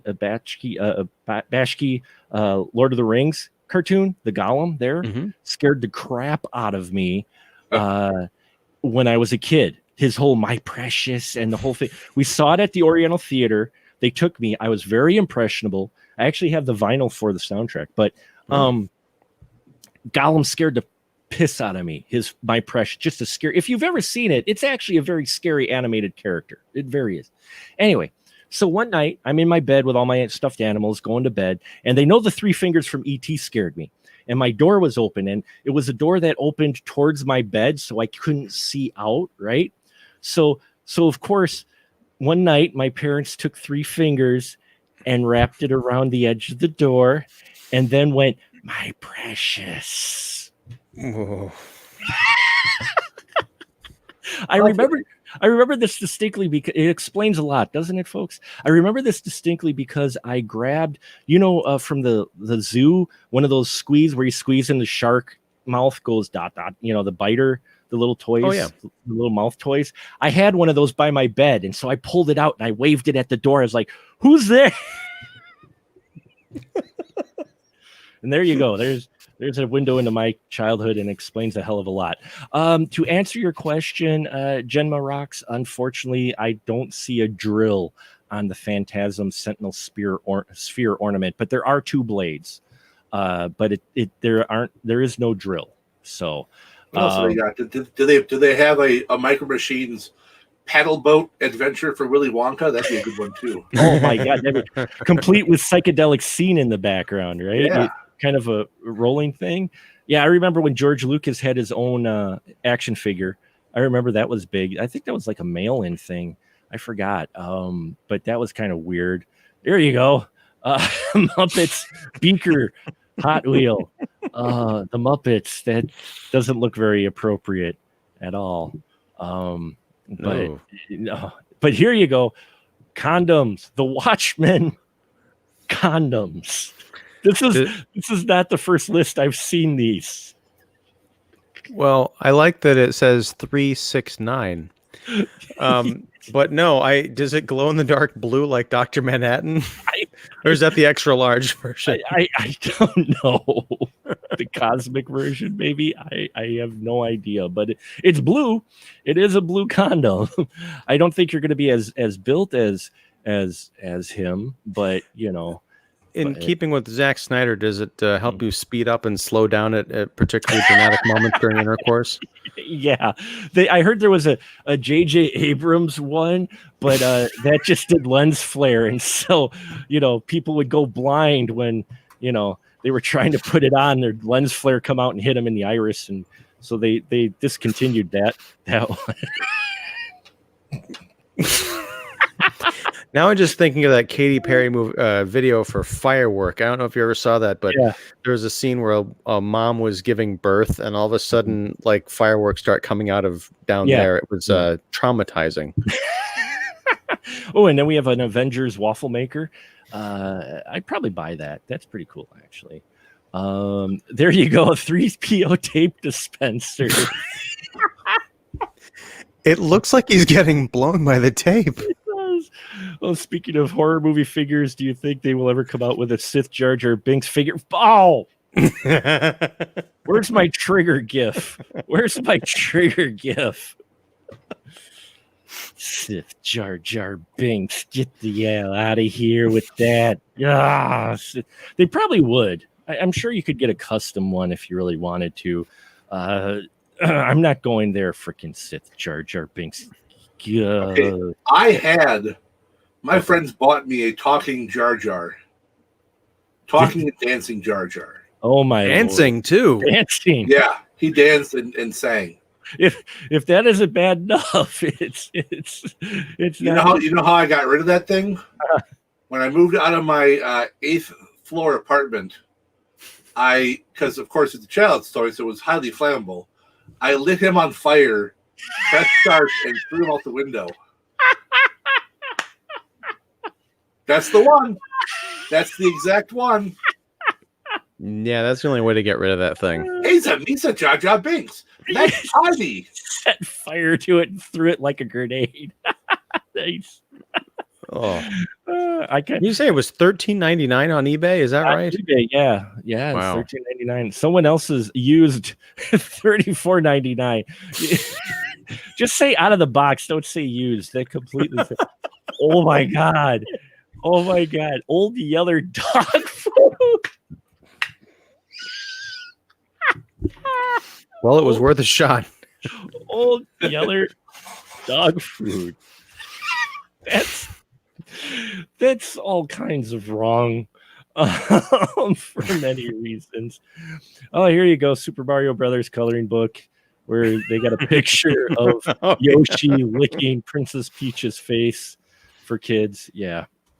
Actually, the Samsung Matrix thing is pretty cool. There you go. Wookiee Crocs. Chewbacca Crocs. Yes, they're Crocs with Chewy. Yeah. Chewcrockas. Chewcrockas. They missed an opportunity there. They could have called them Chewcrockas. Absolutely. Yeah, that would have made them a #1 seller. Is that Spider-Man nail polish? It would appear that it is Spider-Man makeup. Yes. Oh, from the Amazing Spider-Man. From the Amazing Spider-Man. Wow. I don't see lizard green in there though. Talk about missed opportunities, right? I mean, and then the Shrek Twinkies. I remember the Shrek Twinkies. I'm just like, that green dot. That just can't be good for you. It's like the green ketchup they tried years ago. That's just not natural. Look at this is what people pay for the live show is us scrolling through internet. There you go. Passion of Christ crucifixion nail necklace. Oh, that's a replica like the one used in the movie. The crucifixion nail necklace of wow. Why the nail? Like of all things, it could have been the cross. Oh no. We're going with the nail. No, or like a fish or something like this. Just seems like someone who hates Jesus. Apparently, it comes in a pack of 3. No, sorry. Well, it's those are they repackaged them. That was originally from the Serpent and the Rainbow set. Oh. Oh, I love that scene. But now my crotch hurts. Okay. Fargo Snow Globe. Oh, there you go. Lorax partnering with HP printers. Lorax is about the destruction of the environment, folks. HP toner is about a destruction of the environment, but for a completely different reason. Hey, wait, one sec. Go back to that Fargo thing. Oh, the Fargo Snow Globe? Yeah, it's the wood chipper, right? I remember seeing that. I remember this as well coming out for a while. You could mail order it. I actually wanted it because I thought that was pretty freaking cool. Because didn't they have it was like a deluxe VHS set or something that had this as part of it? Yeah, man, memories. It was a deluxe video release. It was limited. Yeah, because it's from Polygram Video, so they released it. Oh, there you go, Lava Berry Explosion, Darth Vader Pop Tarts. taste just like Anakin. Oh. Well, you can get that snow globe for only $200 on eBay. Damn. Snow globe? Oh, $200 only? Well, shit, that's like chump change. You might get 2 or 3 of those. Hell. Oh wait, here's one for $129. Oh wow. Yeah, but it's used. Sorry. Sold. No. That's and then you could get a Star Trek coffin. There you go. Actually, that's pretty cool. Comes the deluxe version actually comes with Leonard Nimoy. Sorry. Oh. Yeah. And then the Avengers cologne with Hulk smash. Yeah. It should be like Avengers deodorant because he's got his arms up and everything. I smell me. Now it's not a movie tie-in. Yes, we're cruising the internet tonight, folks.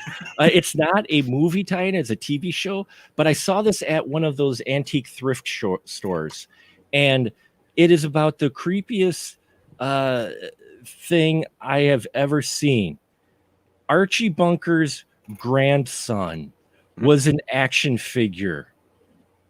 It's an actual doll, and it is promoted as Archie Bunker's grandson. The baby Joey doll. I was like, what? When I saw it in the antique shop, I'm like, what? Can you pull a string on the back and it like spews like cute little racist remarks, just like Grandpa Archie?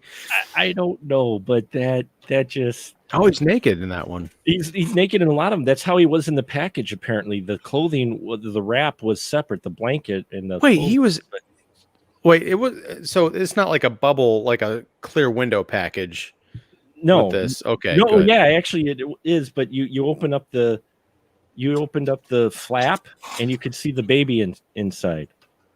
So, I feel like if you order one of these on eBay, you're going to end up on some kind of a list. Now my search history. There you go, folks. Close it down, Mark. Close it down. Quick! Close it. Too late. So, Glenn, you got a what the fuck movie that's on your list that you enjoy quite a bit? A what the fuck movie that I enjoy, or just a what the fuck movie you've revisited at least. One that just kind of like. I mean, my favorite what the fuck movie is Hasu. Oh, yes, the original, the original movie. Well, not original. House has been used many times, but Japanese one. The Japanese one. Oh my god, that one's so good. I haven't seen it. So bizarre. Oh, it's a trip. Oh, it is. It goes to places you would not expect. So is this house as in like the William Catt house? This is the movie that inspired that, or is this totally different? No, this is completely different. Okay. It is completely. It is often it's HAUSU is the Japanese name, but it's also called House. It's from 1977. Yeah, let me see if I can. And we'll have to be quiet because otherwise you guys may hear yourself. But let me see if I can share the screen for you again, because this is this is what people want to see, right? Let me see. So yeah, when I share the audio, you guys will hear yourself, so you want to be a little quiet. But here's the trailer.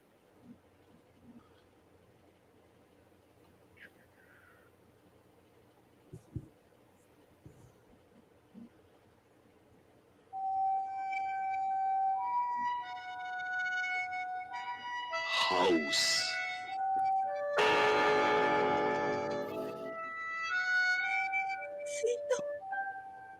私はあなたを救えなかっ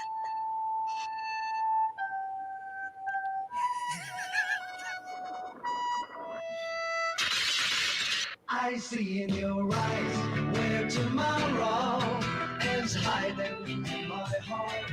There's a bell ringing loud at the touch of your lips. Down the rainbow, I'm sliding. Little arrows keep falling as they come by.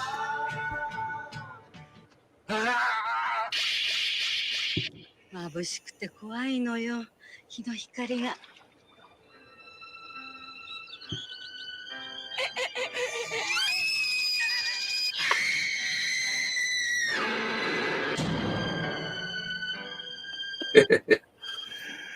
かからないわ。故障よ。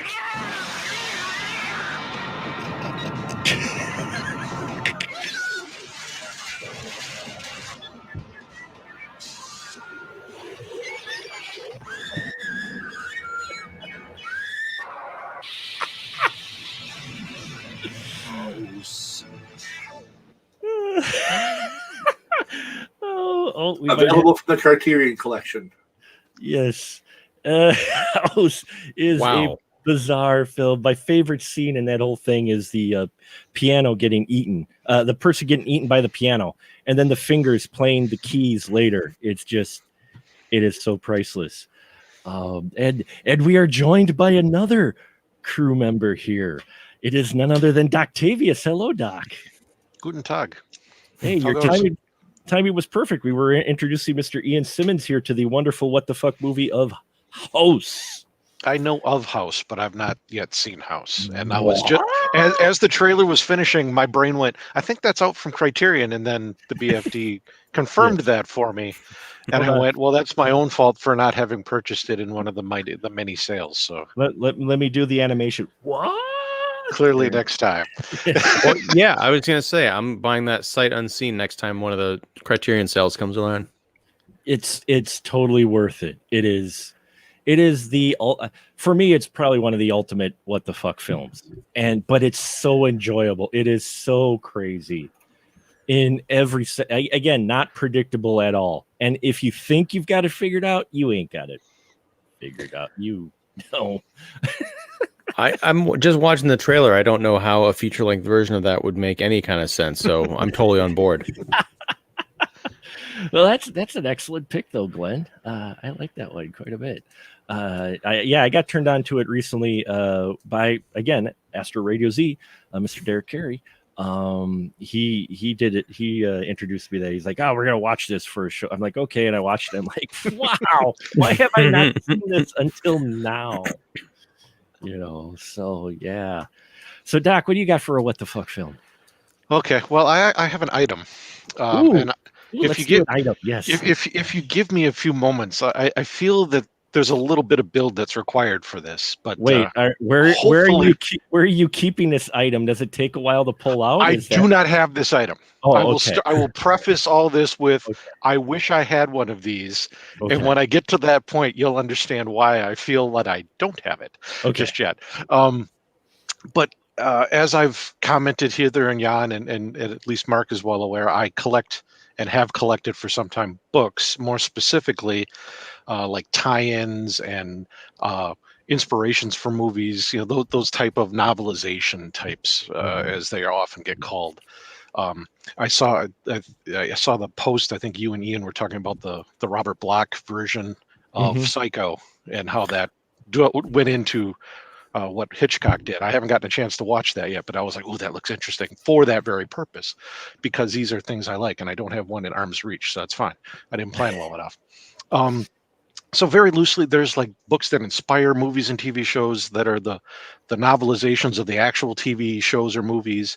There are the spin-off things, which can get kind of weird because they're set technically in that universe, but they don't necessarily fit the media of the universe. Like there's a bunch of Happy Days books, Partridge Family ones from the 70s, Welcome Back, Kotter. Like there's a weird Happy Days book where like Fonzie and the guys are facing off with a gang. And a lot of the ones that I just mentioned are all written by the same guy. There's a bunch of Get Smart books and everything. Fonzie's the first to die, guaranteed. Yeah, there's some motorcycle gang with chains and everything, and Fonzie just basically just stands there. It's been a while since I've read that one, but anyway. So those are they get a little more esoteric at that point, where even as I'm reading, I'm going, okay, this is a weird plot for that story, but okay, fine. Has it just been that long since I watched Happy Days? Fine. And some of the movie books can be very interesting because most of those were designed to be part of the marketing for the movie back in the day. So they actually most of the time came out a month before the movie. So a lot of those can be interesting because they'll take a different path, or they're an earlier version of the script. The Blues Brothers one, for instance, has, because you're not going to do a lot of music in a book, it doesn't really work. So there's this. Don't tell Tolkien that. There's this kind of weird divide where when they pick up one of the last members of the band, he was like a night watchman at some new subdivision they were building. So the band takes over one of the model houses and breaks it apart to rehearse in. So all the rehearsal that you don't see in the movie happens in this, like 2 or 3 chapters of the book. And then because they've basically destroyed this house, they implode it at the end as they leave. So wait, just real quick, can you find that adaptation? I assume it's out of print, but can you find it places? I believe so, because I've seen that one pop up. I've had a copy of that since. I don't like thinking about math and how old I am, but I've had that one for a while. I've had that. Like there's a Cannonball Run one I have. Oh man. Okay.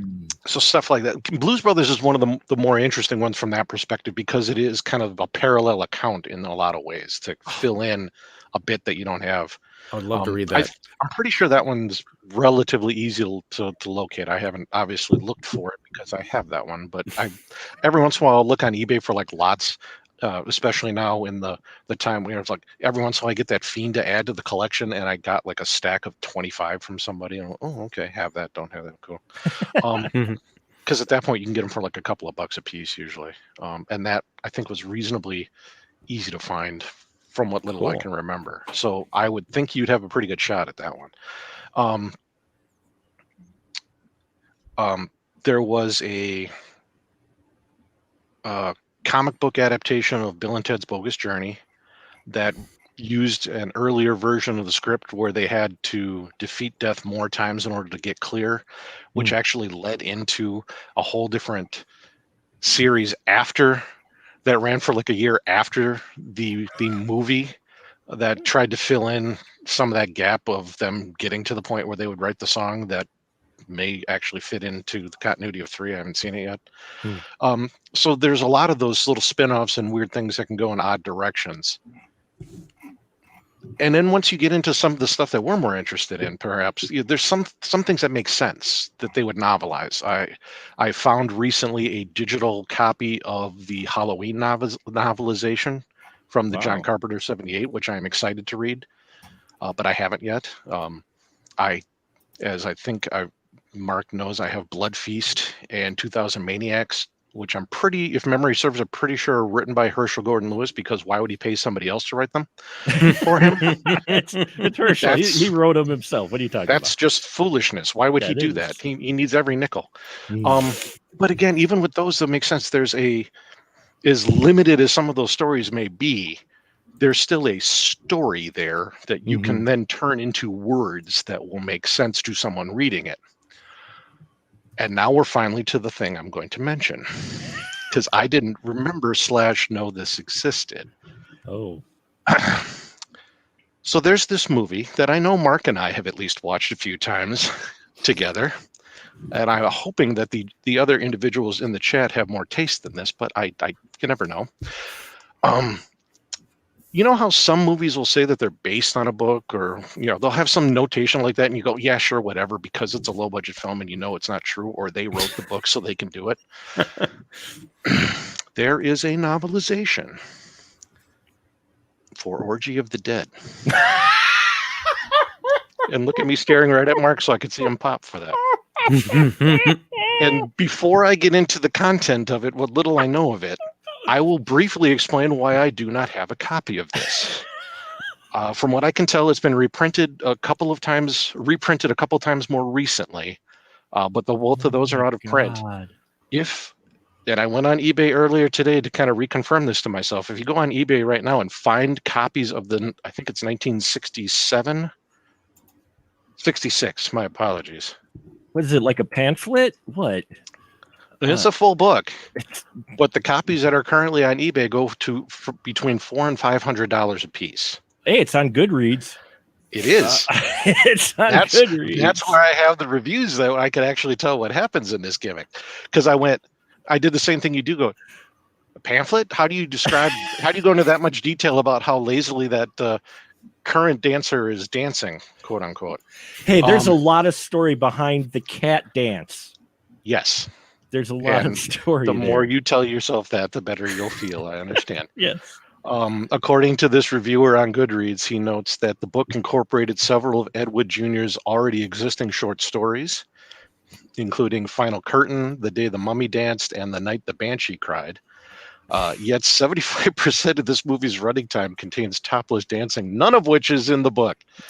This is Carl with a K. So thank you, Carl with a K, for your insights here. So why would you? And then he starts trying to go into detail about what little the dialogue is awful. The plot is silly. But most of this, halfway through the book, I needed to pause reading. So I went to YouTube and watched the movie. This gentleman tried to read the book first.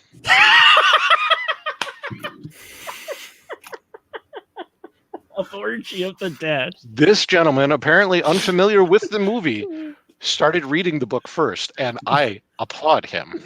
Man, I hope he's listening and understands that I find this very fascinating. Mad props to Carl with a K. Mad props. He was reading one of the versions that were reprinted. Oh my Lord! But even those, I wish I was willing to grab one of those real quick just so I could try and mow that down before this event. But it seems like a lot of those were like 250 copy things, and those probably all went to homes that are very happy to have them, so they were not showing up anywhere where I could grab one very easily.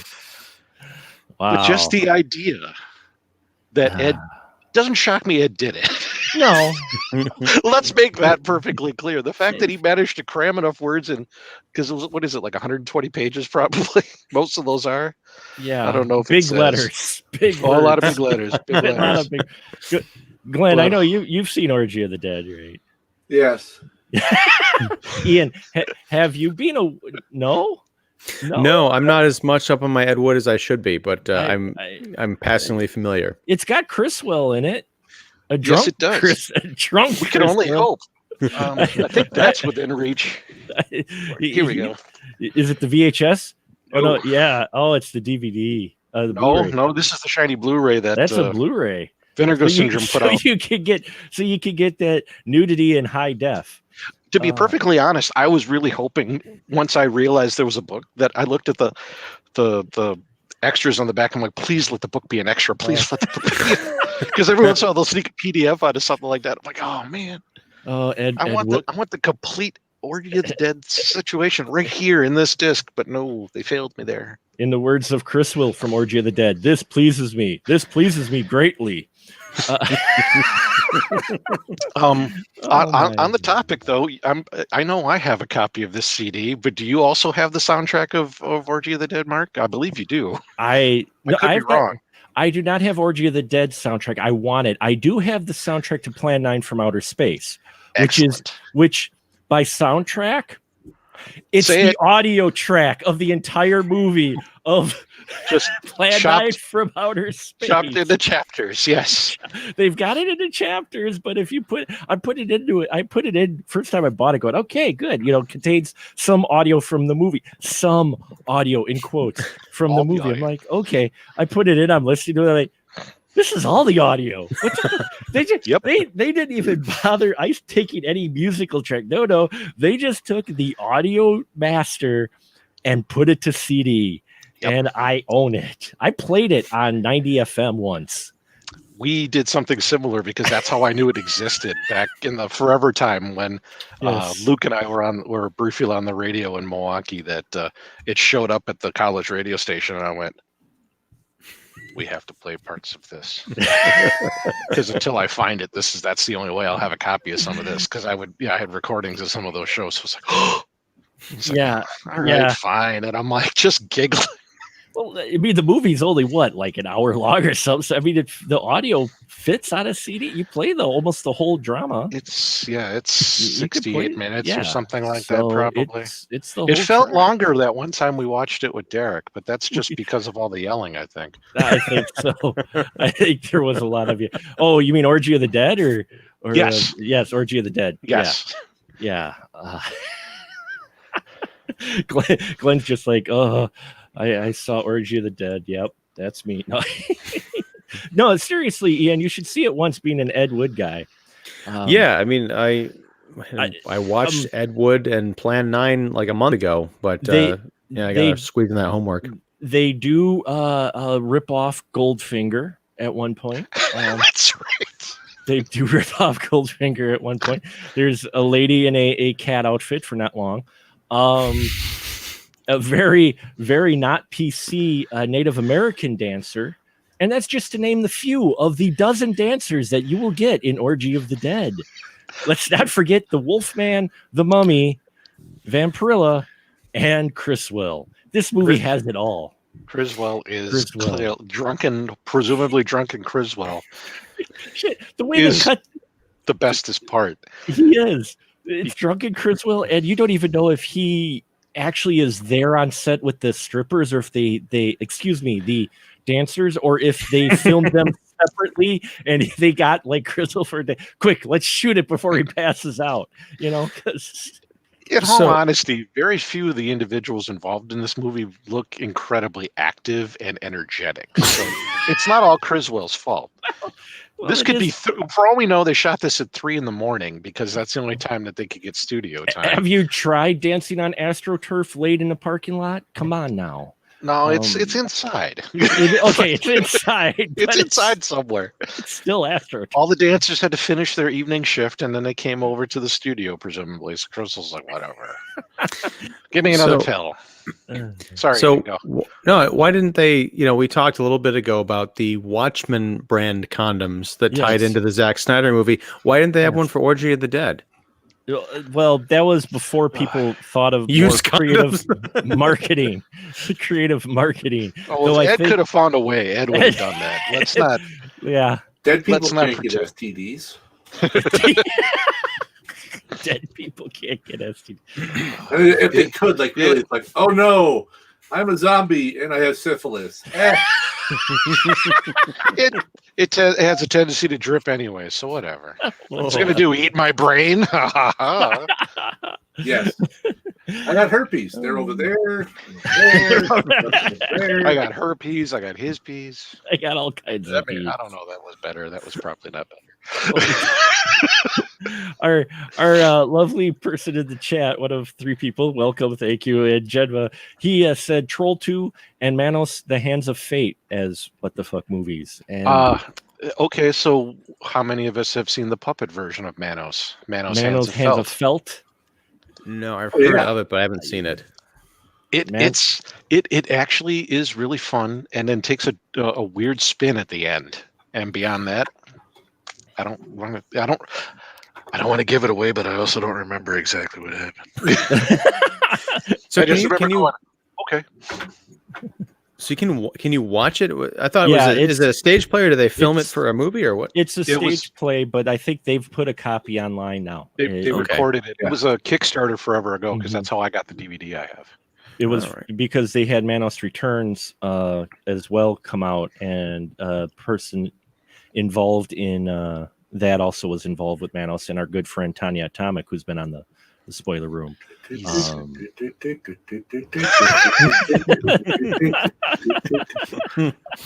Felt came out quite a few years ago now. Yeah. Speaking of Felt, there's another what the fuck movie that I enjoyed that no one else did. Murder in Happy Town. Oh, I actually haven't watched that one yet. I thought you were going to mention. I thought you were going to mention the one that Scott and I ended up watching the same day, accidentally somehow. Oh, which one was that? Let My Puppets Come. Oh, the adult porno involving puppets. The skit-based, yes. Lots of jokes, some of which are still funny, most of which are not. Actual humans involved. It's a thing that happened. Are the puppets all socks by chance? No, No, they're actually a couple of like different Muppets. styles. Some of them are. Kind of, Some of yeah. them are a little differently. Some of them are more. There's a Pinocchio. You can see Well, where of that course. goes. Lie to me, Pinocchio. Lie to me. Yes. Lie. Tell the truth. Lie. Tell the truth. Lie. Lie. Lie. Tell the truth. Lie. Tell the truth. Yes. Wow. Pretty much. Not that I've ever given that much thought. Oh, Some puppets are a little more human looking than others. well, yeah. I think there were some body parts just as puppets that were singing at one point. No. I don't feel very well anymore. And oh wow, okay. Let's see if I can do this. I'm going to mute you gentlemen really quick, and we're gonna see if I can play this promo without blowing people's ears out. So you just bear with me. I'm gonna mute you guys, and we'll be back directly if I can do this right. This is the first time I've tried doing this, so you have to excuse the amateurness of my. Oh, myself Marcus' here. first time again. It's my first. Well, if you wait long enough, they say it's like the first time all over again, right? So wait, Who says like that? It feels like the very first time. feels like the first time. I did not actually mean to make you sing. I'm so Yeah. sorry. You should have known better. All right, let me see what I can do here. Hold on. All right.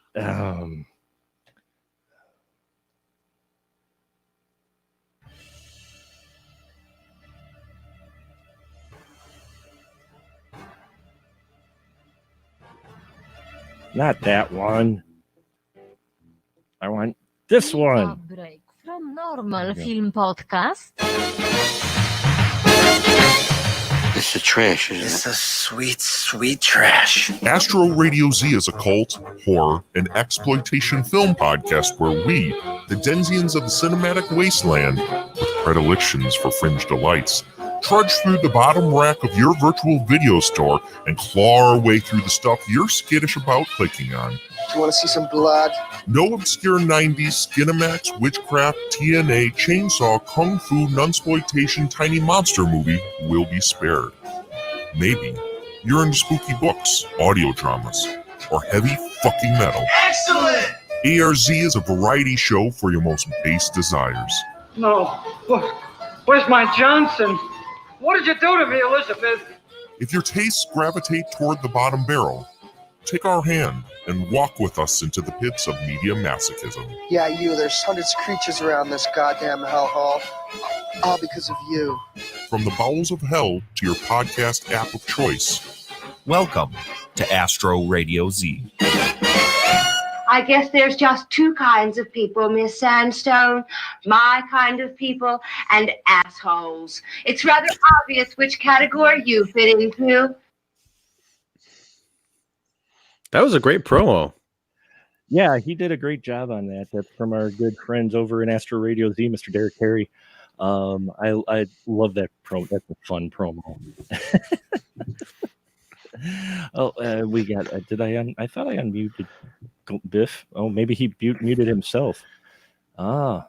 He chose to mute himself. He doesn't want to talk to me anymore. I've made Gled mad.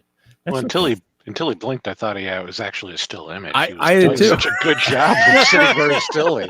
He's sitting very still. I went, that's still. He probably ran to go get a drink or do something or get rid of a drink. or something. Are you alive, Biff? Are you alive? Blink once for yes, and not at all for no.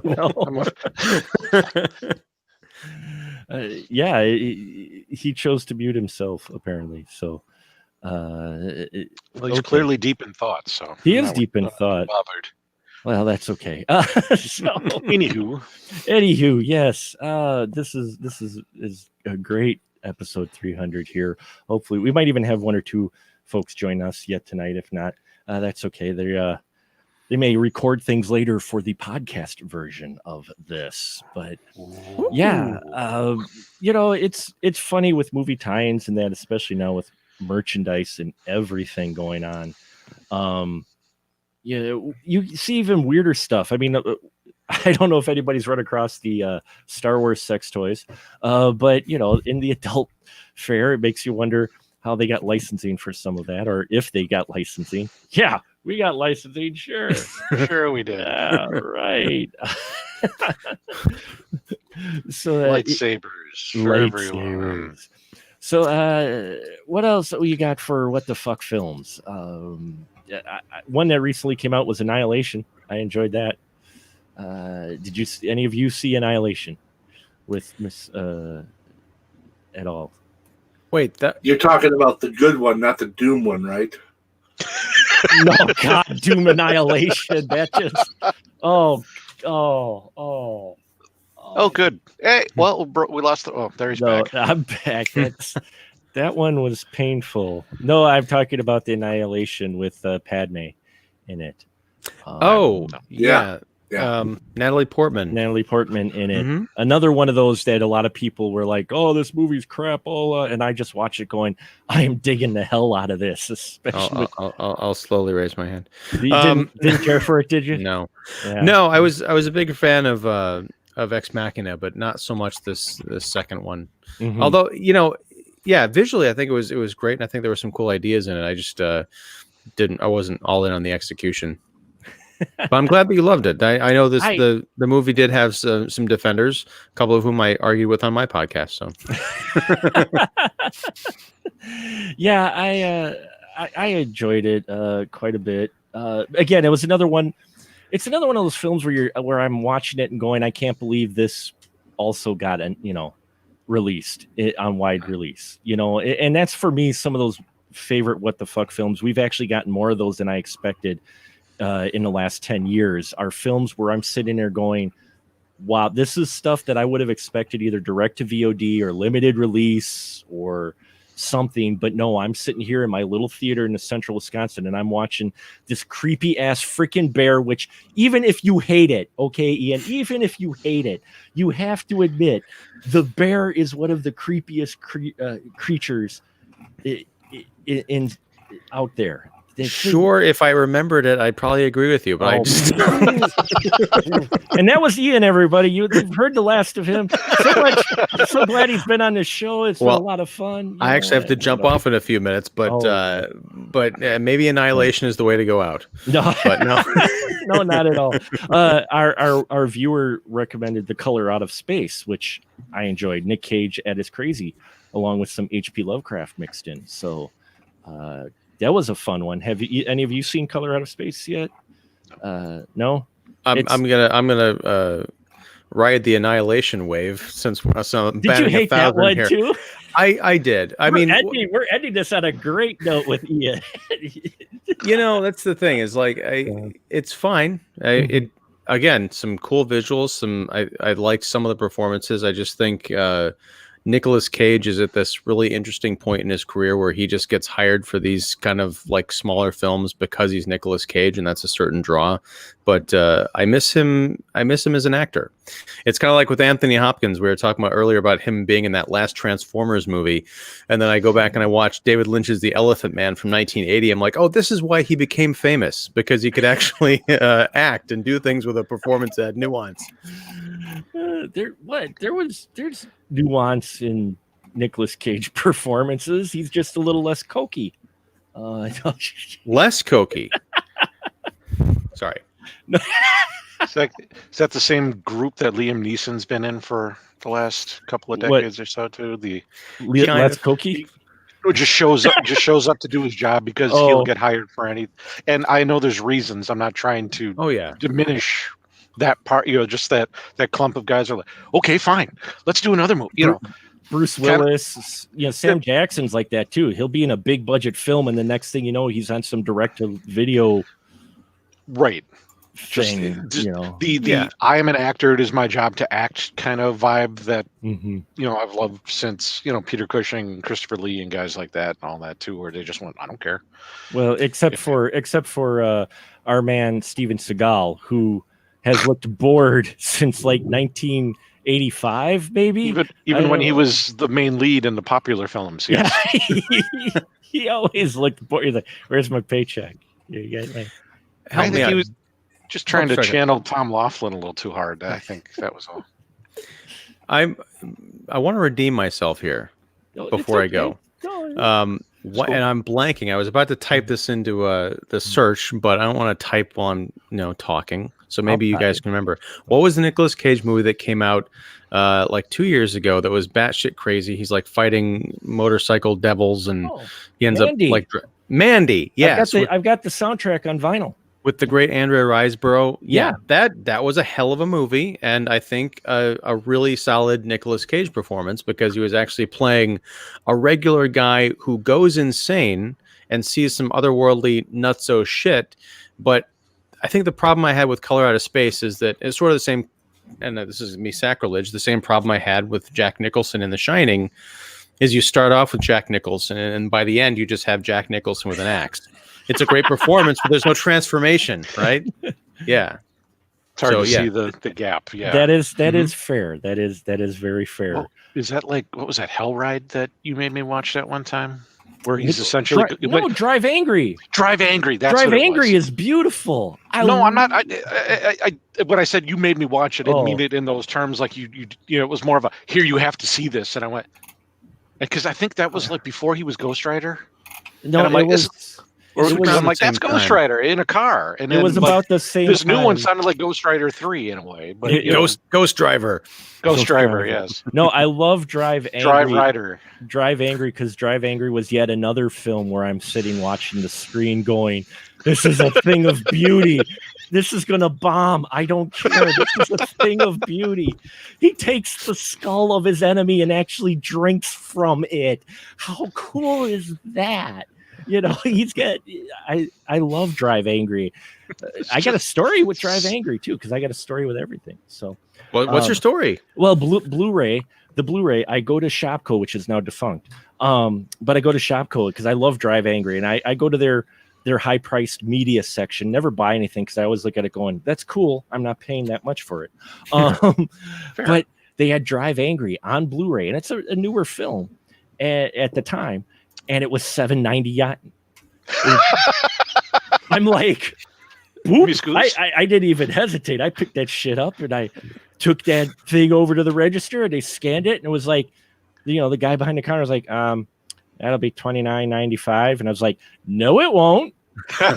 He's like, what do you mean? I'm like, it's $7.99. He's like, no, it's my system. And come with me. And so we go over to the shelf, and sure enough, it's $7.99, and they gave it to me for that price because someone forgot to tear the sale price off the night before. So it went from $20.99 down to $7.99. That average Blu-ray price of $20, because especially with it being a department store type media, it's going to be marked up like 80-100%. So it was like $25-$30 for a Blu-ray normally for a wide release, and here it was $7. I'm like, yeah. And they gave it to me. They honored it. Mad props. I was just expecting, if nothing else, them taking that much off, which I still would have bought it with that, because it would still came out to like 10 or 12 bucks. It would be like whatever, but they gave it to me for that price, and I'm like, yeah. Promise me something, Mark. If you ever make Spoiler Room T-shirts, on the back, I just want it to say 80-100%. 80. It goes along with our favorite film of Return to the 36th Chamber with the worst dubbing ever. It's a beautiful film. Have you seen?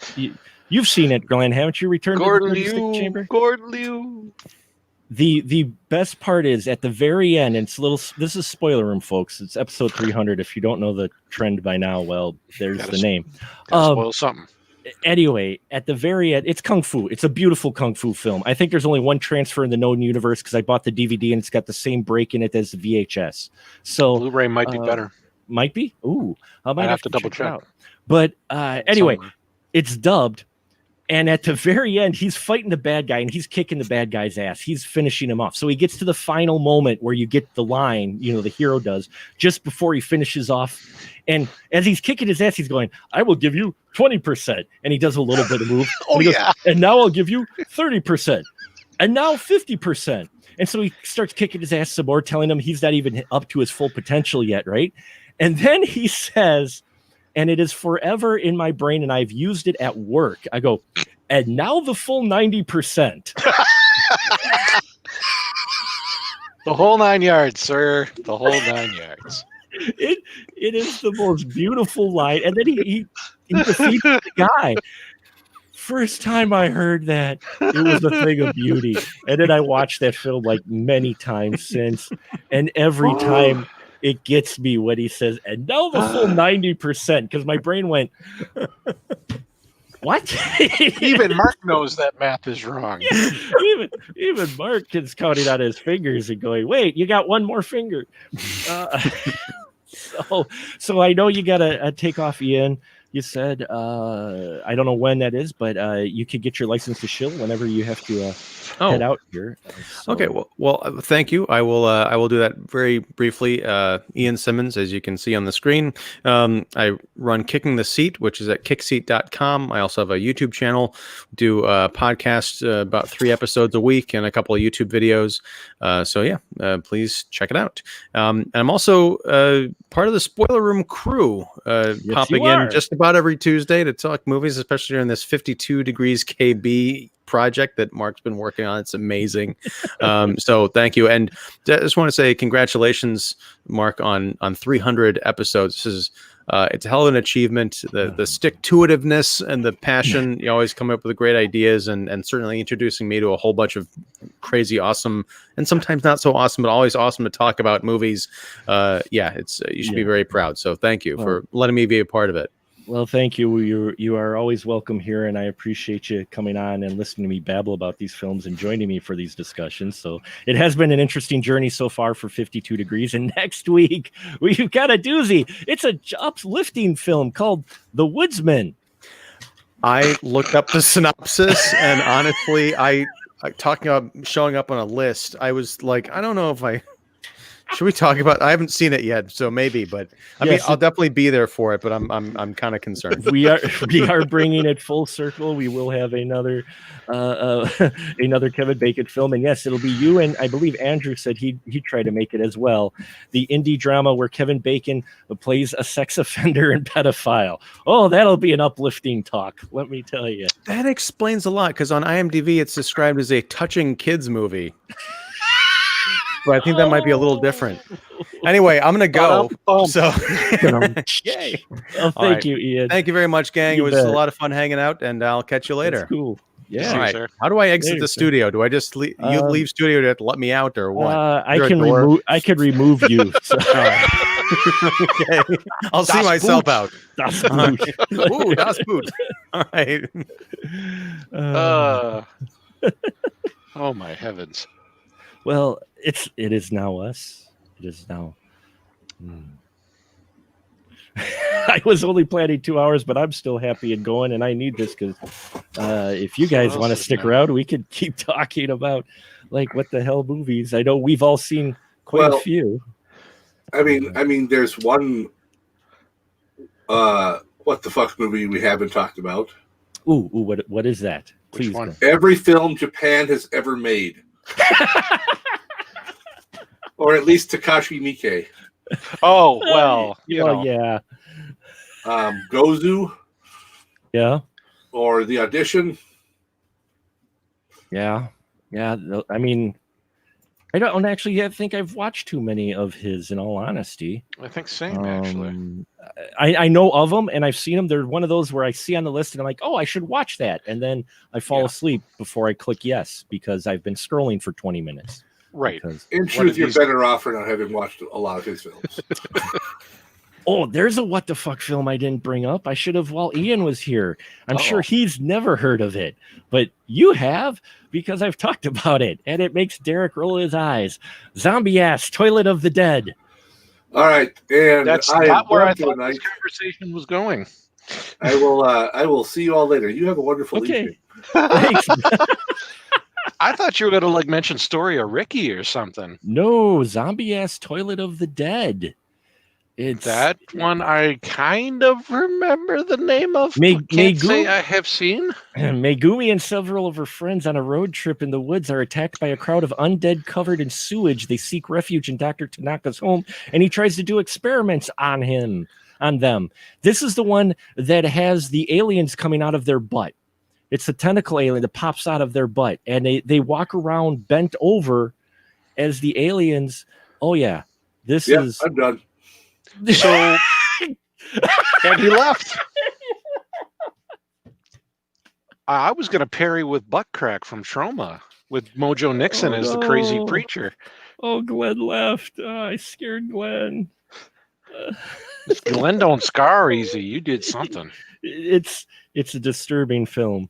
I'm not shocked based on that. I've heard you guys mention the name enough times. Yeah, there's a scene. There's a scene at one point where the girl mentions how she's swallowed a tapeworm so that she could get skinny because she is a model. So I was like, what? And then there's tentacle creatures that come out of the butt. And he does experiments on the girls and they get mutated, obviously, as you would imagine things happen that way. So it's bizarre. But I mean, a lot of those, Asian cinema, there's a lot of what the fuck Asian cinema. There's a lot of goofier body transgression, I guess, for lack of a better term. It's not so much like it's comical because it is and it can be, but at the same time it is the weird creepiness. It's like and I don't know if that's a cultural filter betwixt I'm not us sure or either. if it's just the way they play it, or they play it a little more, not always, but sometimes in a very goofy way, like where like a Cronenberg or a Miike will play it very down and very dark and very dirty cybery thing where it's just, it's, your body is, that innate fear that surrounds us daily, more so than probably ever in our lives right now, that your body will betray you in a heartbeat. But yeah, when you've got some weird Cthulhu tentacle alien coming out of your butt, it's a little more South Park than it's wild. But I've seen a few others too. Where's it? The sushi. There's one with involving. Yes, I've seen the part of that one. I know what you're talking about. Dead Sushi. Dead Sushi, I think it is. Yeah, Dead Sushi. I've seen that one too, and that's a wild one. That's just whoa. Those are what I love about those films. Yes, Tetsuo, definitely. Tetsuo, the Bullet Man, Incredible Melting Man. Got the chat up. Yeah, the chat is excellent choices there. Are Tetsu, the Bullet Man, and the Incredible Melting Man's fun. That one I think we watched a while back. That one was a lot of fun. What is it? Machine Girl was one, I think. Okay. And then there's a Tokyo Gore Police. That one. Yes. I think that was the one. Remember that? I'm not sure. I've seen a chunk Tokyo. Somewhere. I think Tokyo Gore Police was the one that had an actual hand cannon, which I loved because I don't think it's a reference that people may get initially, but they pull out at one point this big, huge gun with big barrels, and it shoots severed hands. And the minute I saw it, I was like, hand cannon. It's an actual hand cannon. Oh my I'm like, goodness. they had to have done it on purpose that way. I'm like, yeah. I think sometimes that's some of it too, is that we cinema here tends to be, especially in the last few years, it's a lot more literal, I guess, at least mainstream, and tries to have that, even if it's fantastical, it tries to find a reality, which is funny because I remember some years back when we had more hair. At least I did. Yeah. There was a little bit of it's thinning here. Yeah. Yeah. There was I remember us having discussions about how piecemeal movies sometimes would be. That they would rush them out, or especially once we started getting DVDs, then you'd see the deleted scenes and you go, well, if you would have put these 2 minutes in, this movie makes sense. Without them, it jettisons it. And now we have those where they'll go, okay, we're going to run it longer. We're going to give you all the stuff. And then when you get it on Blu-ray, you'll end up getting another 30 minutes that we carved out of somewhere and whatever. But maybe, and I know American cartoons have gotten odd, but anime has been strange for decades. I'm wondering if that's just that cultural thing, or if those kind of feed off each other. They go, okay, they did that in a cartoon. If we do that in real life, it'll look insane. Though I'm going to say right now, at the time it came out, the live action version of Wicked City should not have been made. It just does not work. It happens. Yeah, I know. But I mean, now, I know what you're saying quite a bit, is that it does translate over, I think, the live action and that. Because I just saw one recently. I got a chance to see a really wild Asian film that just hit the festival circuit. And the title just escaped me right now. It went away. And now I forgot it totally, but it was there's this weird insect circling your head that has the name. It's got the name. It totally. Okay. It's gonna come to me. I'm gonna end the show tonight later, and it's gonna come to me, and I'm gonna go. Oh. And you will edit it into the podcast version. And I'll edit. Yeah, I always remembered it. Sure. Yeah. Name of movie, insert here. Name of movie, insert. Yeah. We'll fix it in post. We'll fix it in post. What's funny is we were talking earlier about the condom for Watchmen.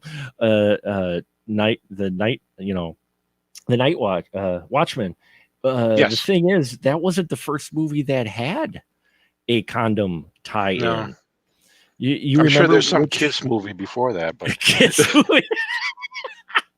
Kiss movie. Gene Simmons. Do I make money off of it? Yeah, it's good. It's got a picture of your tongue on it. Awesome. Yeah.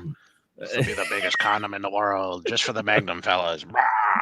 Just for the Magnum fellas. Derek knows they're insane. Okay. Yeah, well, they are. But all set out of love. But no, I don't remember which movie you're referencing. I'm sorry. I feel I should know. I was stalling for time. Seed of Chucky. Had promotional because Seed of Chucky. Promotional prophylactics. Yes. Whenever possible, be alliterative. It's funny. So channel your inner Stan Lee and make it as alliterative as possible. Exactly. So Seed of Chucky, which that was a series that kind of went the way of Nightmare on Elm Street, and that it got so pop culture that it no longer went really horror. It went horror comedy and just played to the pop culture. I mean, when you have Freddy, talk about what the fuck. When you have Freddy phone numbers that you could dial. Yes, I forgot about that, but yes. For A Tale from Freddy, which was advertised during, and I think I still have it on the VHS tape, because I've got a VHS tape of Freddy's Nightmares, the TV show, yeah. Yeah. There was a comic book around that same time, too, now that I think about it. Yeah. And there was... Didn't last long, but yeah. It's one that you snuck by because the parents would wonder, what the fuck is $5 on my phone bill? Because it was 99 cents a minute. You dial the number and you would get a message from Freddy he talked to you. You know, they had someone on there that would give the voice. Oh, those things got clever after a while because they would get you'd be like $3, $2.99 for the first minute and 99 cents for each minute afterward. And I would like to point out I have never called one of those numbers, whether they be Freddie adult or otherwise. Okay, you beat me to the end of the joke, but thank you. Sorry. WCW Mean Gene's hotline, yes. But apparently after a while, it's like the first minute where they'd hit you for the $2.99 was always like just set up. They would, it was all, hi, you're here, blah, blah. They would drag it out as long as possible because they knew they'd get your $3 and you would have to wait until like the second minute to get any actual content. Part of the first why wouldn't you? Yeah, part of the first minute was getting the credit card information. They didn't realize that the minute the thing answered, that started your timer. So, yes. So the $2.99. So even if you hung the fuck up, you still had to pay at least. Yeah, and you still had to explain that to somebody going, "What's this $3?" Yeah, I don't know. I called Freddie. That's why Mean Gene would always tell you to get your parents' permission. Yeah. Get your parents' permission. We're not getting sued for this. We told them to ask for you first. Why are you blaming us? We told them call you or something. Yeah, well, I've got. Freddie was everywhere, like you said. Yeah, it was Freddie was everywhere. Let me see real quick here because we talk about movie tie-ins. It's not just products. It spans the gambit of movie tie-ins stuff. I mean, you've seen it. You collect. Was there a Freddy VHS game? Or am I misremembering that? There might have been a Freddy VHS game. I have like a Clue. No, not Clue. Maybe it's there's a Clue. There's Clue VHS. There's a number of VHS I've got, I think, games. 2 of those. There was a WrestleMania one. A WrestleMania?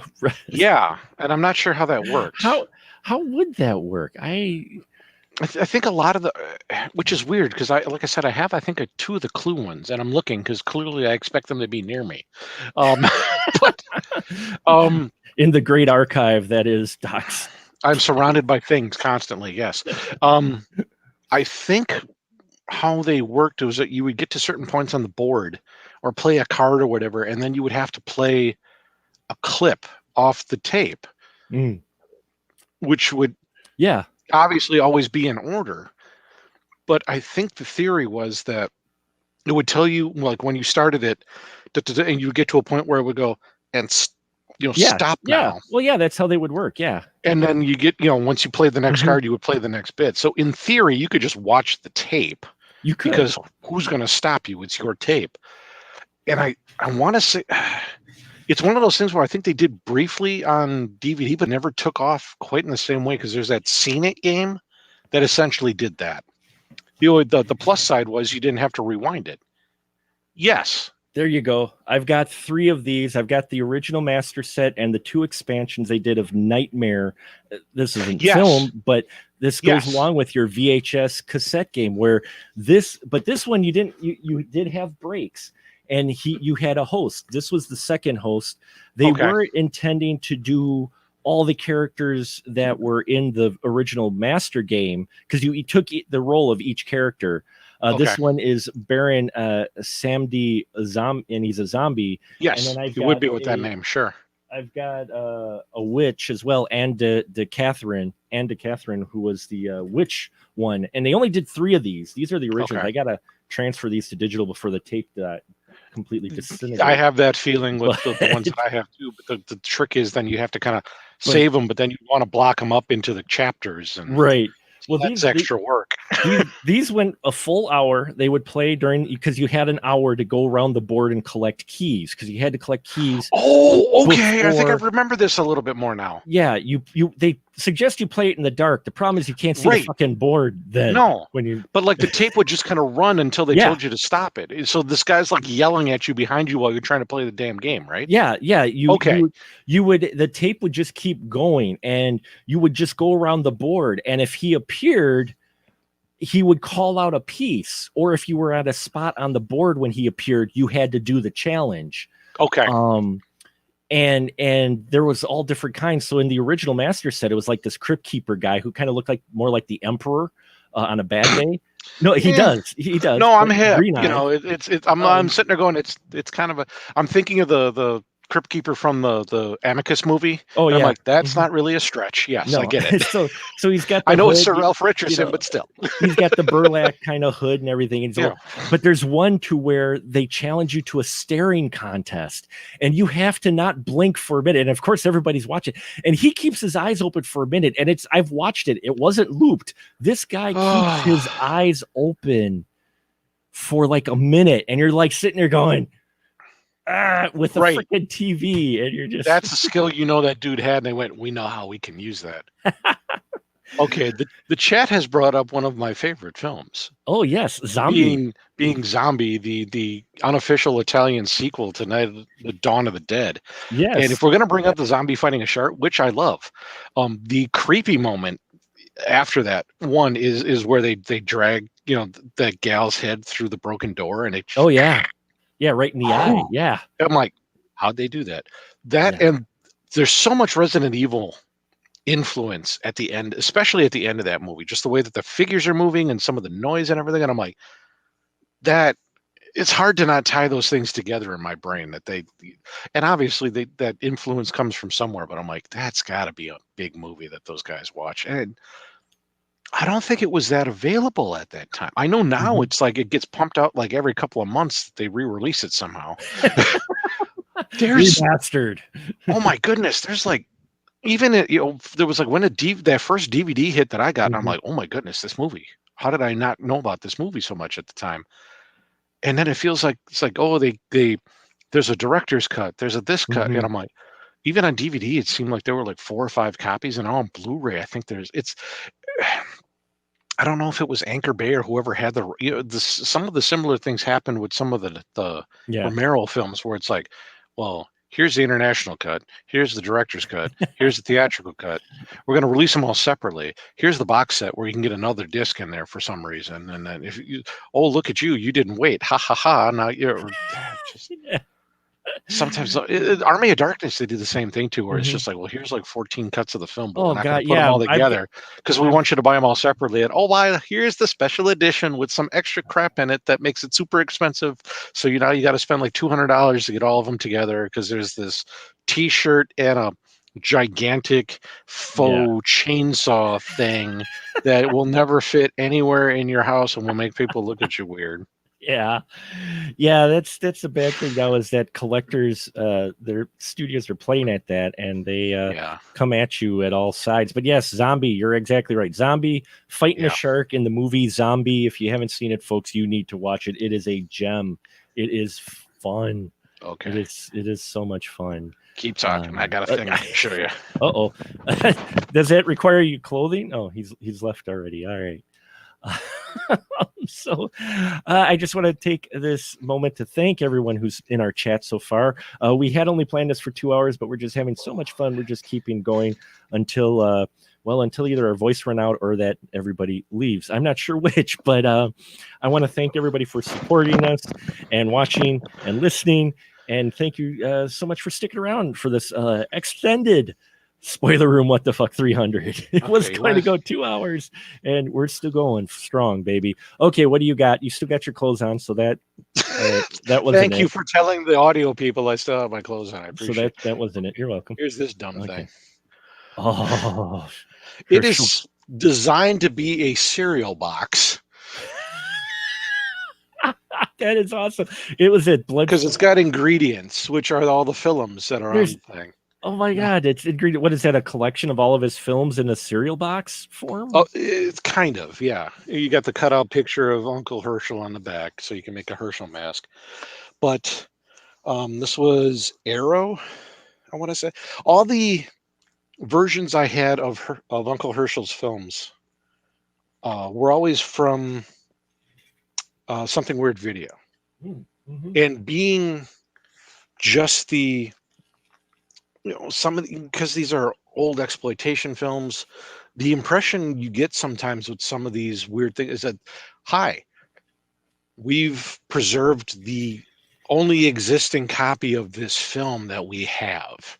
And Yeah. with something weird, I think more in retrospect, I think it was more the archive that they had collected and some of the stuff they got from Uncle Herschel or from Dave Friedman.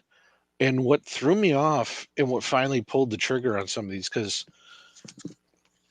was when they're going through, because they're all on Blu-ray. Oh, those are all Blu-ray? There's Blu-rays and DVDs in the set. And it's if memory serves, it's up to it's all the classic once you get up to So Wizard of Gore, This Stuff Will Kill You.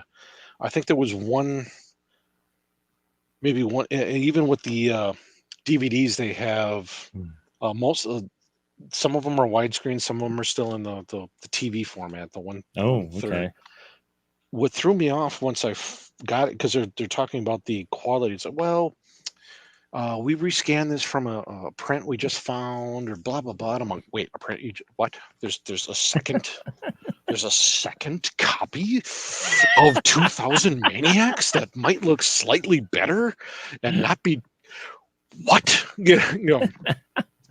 Well, that because Uncle Herschel, I love those films, and there was at least one of them on here I didn't previously have on a DVD, and I forget which one it is, or one that they found a copy of that had been not known to exist previously. Sure. I forget which one it was. I want to say it's like Moonshine. No, it couldn't be Moonshine Mountain. That one I had before, didn't I? Well, I've got How to Make a Doll I didn't have before, but I thought it still existed. This Stuff Will Kill You. That was one of them where I think that was one of the later ones that they located. Well, I got that vinyl. I actually showed. Here's a chill. It's vinylly mine. I did on for 2000 Maniacs, which is a beautiful vinyl. It is. I think I have a copy of that myself. And the audio on it is it's fantastic. They've got the clips in there, and then they've got those 2 additional tracks where he re-recorded them in Herschel's living room. Yes. That just were awesome. There was a weird I think around the time that Something Weird started pumping out the DVDs, there is a CD that came out there it was like a mix of the Herschel soundtrack. So it's got like the theme song to 2000 Maniacs and clips of soundtracks. Oh, sure. The theme to Color Me Blood Red or whatever else that they could find. But it's not like the Ed Wood ones we discussed. Where it's like, well, we're just going to put the audio of the film on here. It was here, we found all the songs we could find. Here's the one from Moonshine Mountain. Here's them singing on the porch. We've got a couple of questions in the room, but before we get to them, we will get to them. I promise. Okay. I have something for you. So please just listen. We were talking about tie-ins. I have this. Let's see if I don't blow anyone's eardrums out again. But you're gonna. Let's see if you know this at all. In podcast? Not this one. This is for you.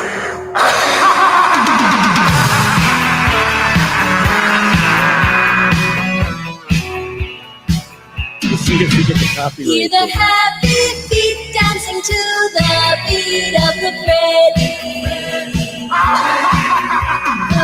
Nice.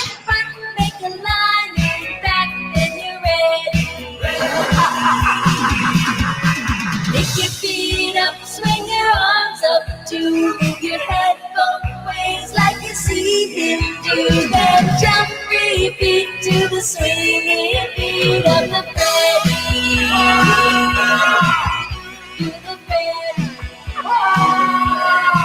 That's a 60s British actual song that they're kind of ripping off for this, right?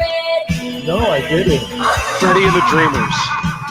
That's Do the Freddy. Really? That's a version of Do the Freddy by Freddie and the Dreamers, which was at least in America, was a lower level British invasion band. Yes, that's part of. Once I realized that's what it was, that's part of why I was reacting. I was waiting for the copyright strike to come up, but it didn't. But yeah. Oh, look, and I lost 2 people. Well, that'll do it. That'll do it. It was probably loud too. It was loud to me. But... Oh, was it that loud? I'm sorry. No. It wasn't that bad, but you never know. You never know. It's also almost 10 o'clock now that I look, so that could be part of it. People could be leaving then too. Yes, the Freddie. It's Freddie's Greatest Hits. It's an album that I have, and it's Robert Englund and what you heard, an electronic band basically in the back with some backup singers, and he's covering songs from like the 50s and 60s. He's got one original song in there, I think, but the rest are all cheesy. I mean, he sings Wooly Bully for fuck's sake. It's wow, Wooly Bully. And I'm just like, that's one of those things where I'm listening to this going, who thought this was a good idea? They called Robert Englund up and he went, that sounds stupid. And I went, they're going to pay you this much. He went, it sounds like a great idea. Let's do it now.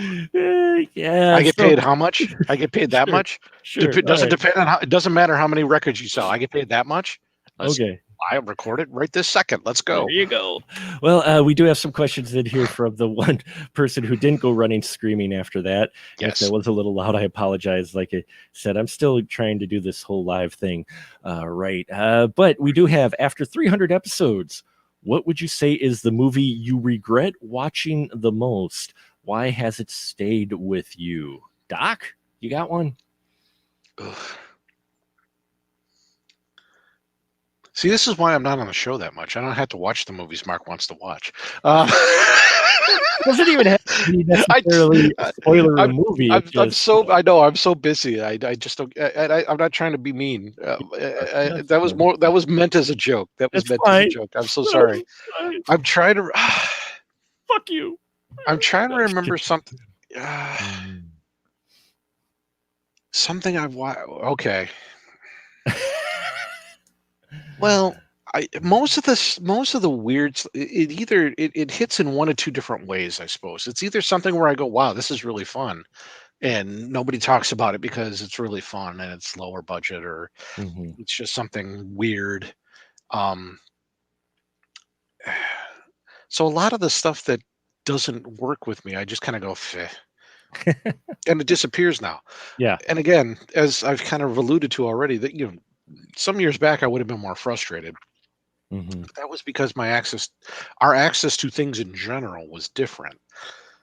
And when you got a narrow urethra, Bobby, you kind of want everything. You want to have something that you can be interested in.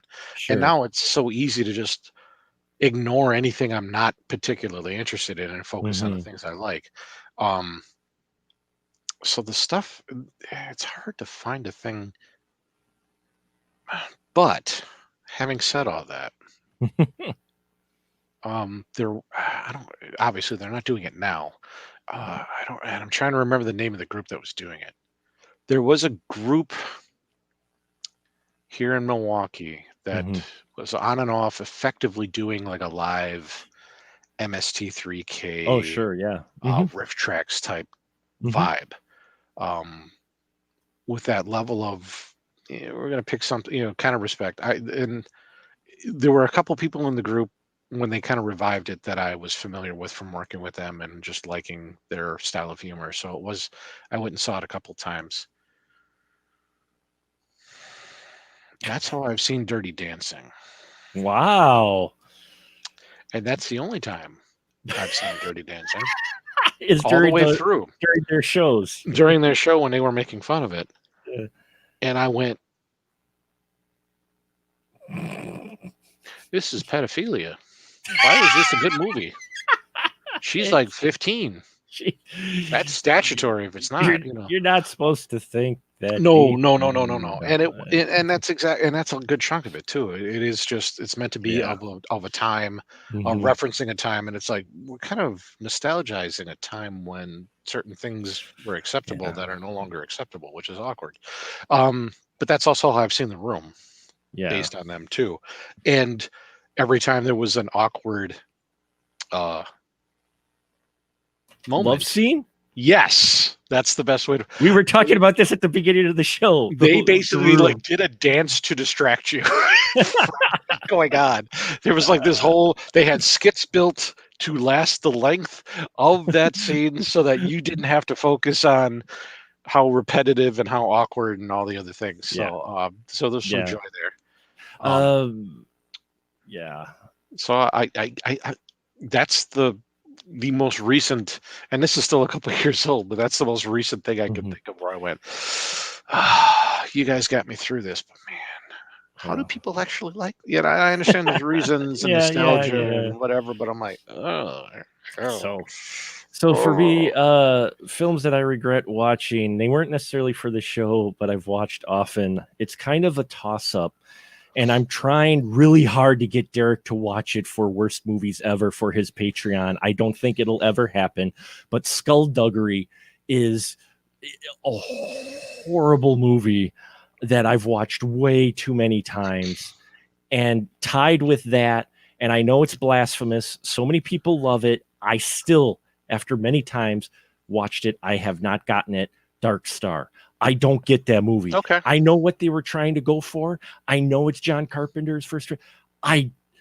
That's one that just does not land with me. I watch it and I'm like, I've got the DVD where they have like the theatrical and a director's cut on it. And if memory serves, I've only watched the director's cut. I meant to go back and watch the theatrical to pair, and I'm like, I enjoyed it, but I understand where you're coming from with that. I don't know why that one, because it's got all the elements. It's got a balloon with feet for an alien. It's a parody of 2001, straight up poking fun at 2001: A Space Odyssey for sure. You know, it's low budget. It's John Carpenter. You would think I'd love this, And but Dan O'Bannon too. Yeah. But for some reason, that's a movie I watch and I just like. I know I'm supposed to like this. I should like this here, but for some reason, that one doesn't land with me like other films similar to it. I don't know why, and I've watched it way too many times. It was one that was kind of a litmus test for friends. If they didn't go run screaming after we watched Dark Star, then I'm like, oh, okay, well, we can hang. Otherwise, they would be like, what movie are you watching? But I never had any friends that go, what the fuck? Well, they did. They shared the, what the fuck movie is this? And, you know, we bonded then, you know, so. Admittedly, some people's limit is a lot lower than others. So. Yes. And you know, we know where my limits are. I have usually none. You've known me long enough. I keep looking to try and find keep trying to find that along with my pride, but it's somewhere around here. The other question that we got is, what spoiler room episode was each of our favorites to discuss? And that's going to be a tough one for me being the host. But Doc, do you got one that stands out for you that was discussed, either you were involved in or just that you heard? We've only got 300 to think of. Again, thank you. Yes, that's kind of where that brain was going for. I'm like,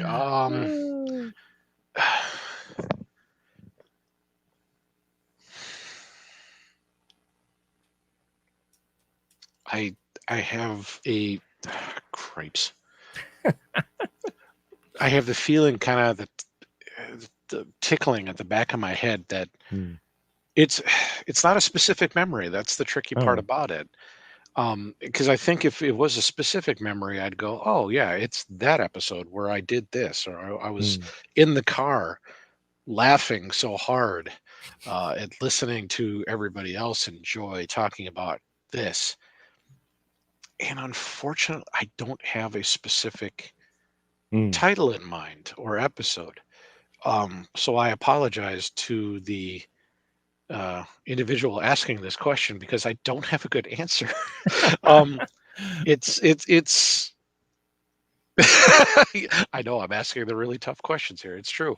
And again, with 300, it's there's a lot to pick from. And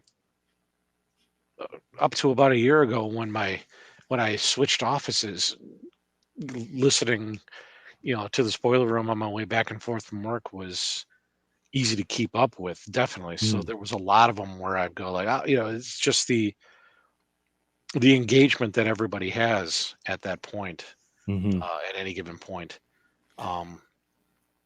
So I am rambling because I'm desperately trying to think of something specific. If you can't, that's okay. I don't. I have these moments with Mark and I, where we continue to talk past what is necessarily reasonably, just because we haven't gotten to see each other or talk to each other in too long. So we're trying to get as much of it in as we can until the next time. Yes, yeah. So that's why this is our going to probably be a 3-hour, 2-hour special. It's No, getting close. Yeah, actually, that I look. So some of it's just the entertainment value of. Okay. I'm gonna go with the time. I got it. One of the Oshkosh fests, and we're back in the room, and there's a picture of us.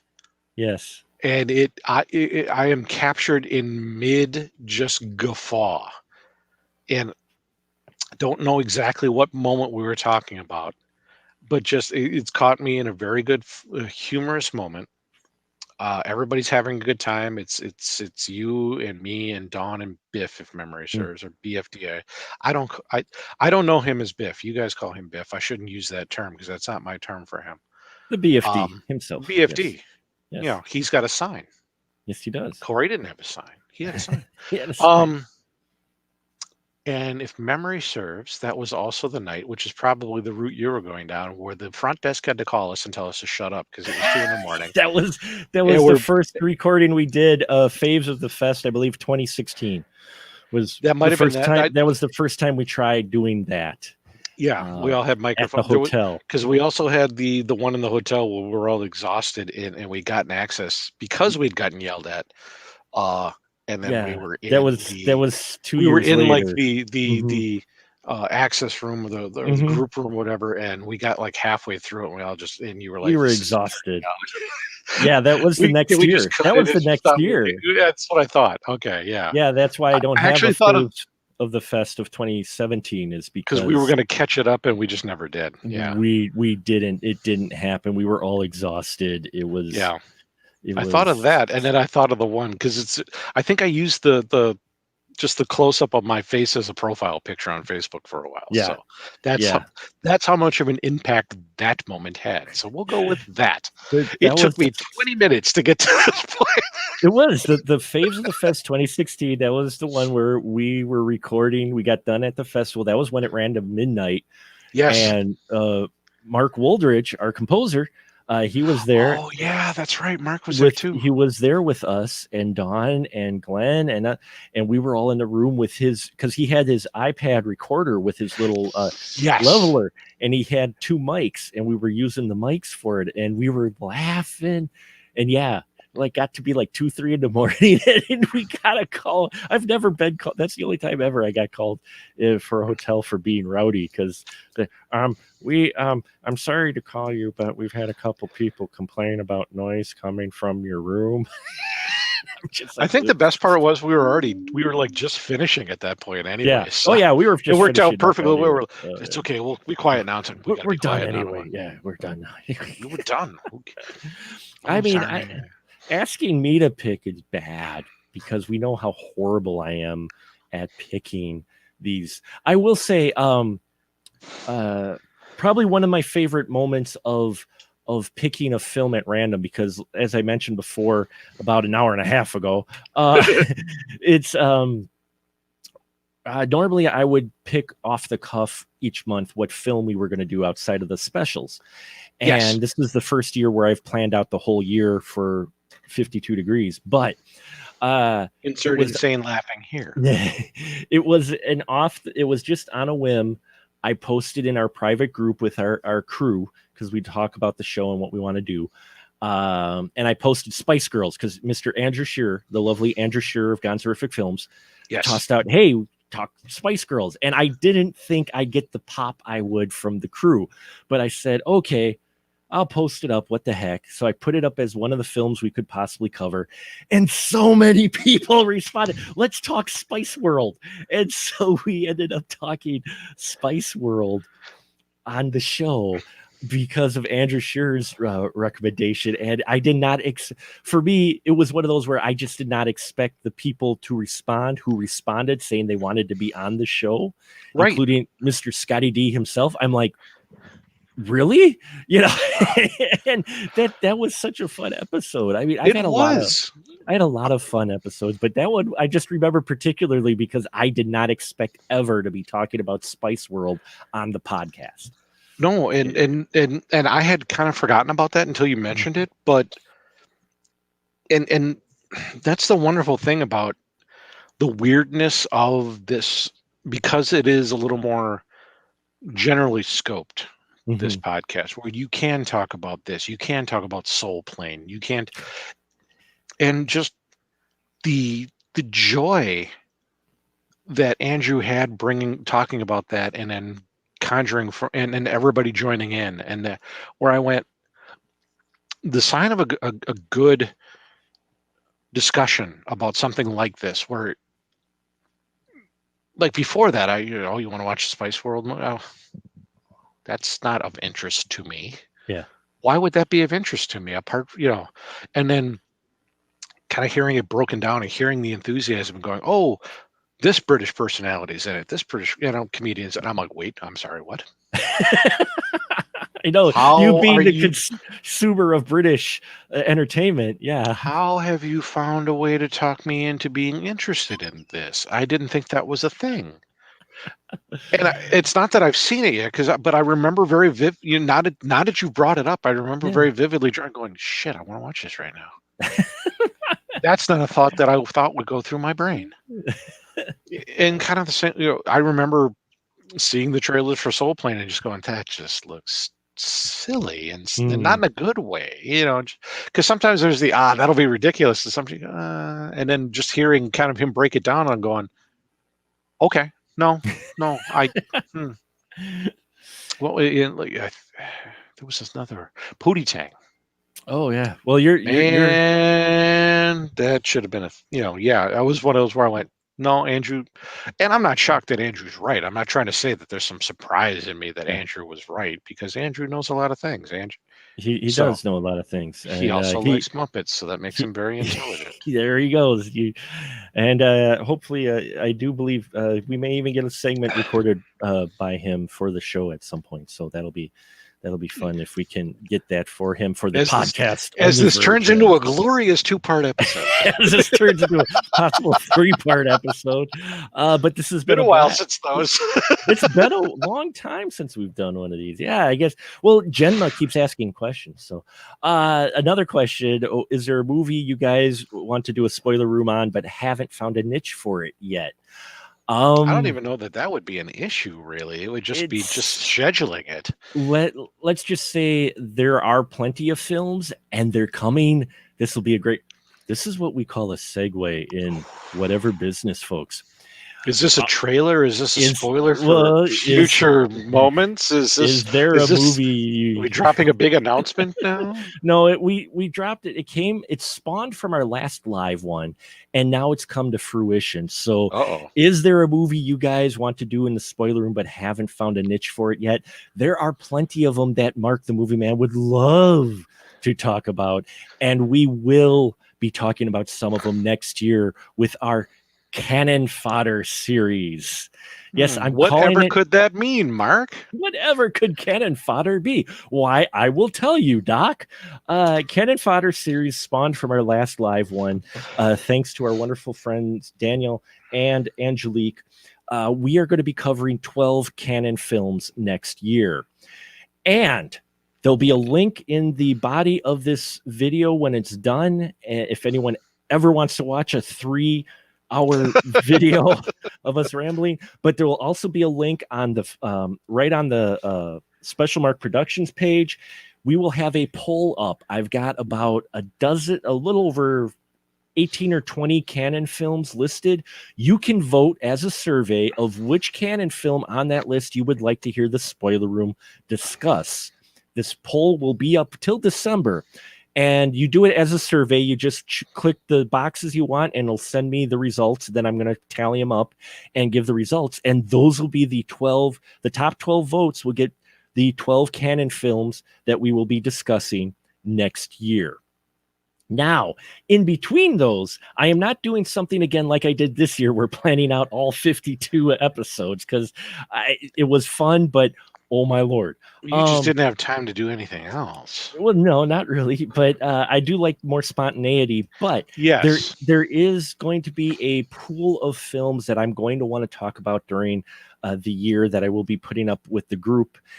B movies. We're going to be covering in between the canon films. We're going to be trying to cover less blockbuster films and more of the B and obscure stuff and stuff that I've been wanting to talk about forever, like Robot Jocks, like Buckaroo Banzai and the Adventures in the Eighth Dimension, Remo Williams. Oh man. How about Biggles, The Adventure in Time? Oh, good grief. One of Peter Cushing's last, if not his last film. I knew you'd know the movie. I knew you would know the movie. I mean, so it's been a long time since it was on television and I saw it last. It's probably been 20s. Let's not do math. Cloak and Dagger. I mean, stuff. Remember the title, yeah. Cloak and Dagger with Dabney Coleman. Yeah. So stuff like that is what we're going to be watching next year in between our canon films. Now, I also am another milestone year. I'm going to be 15 years on YouTube next year.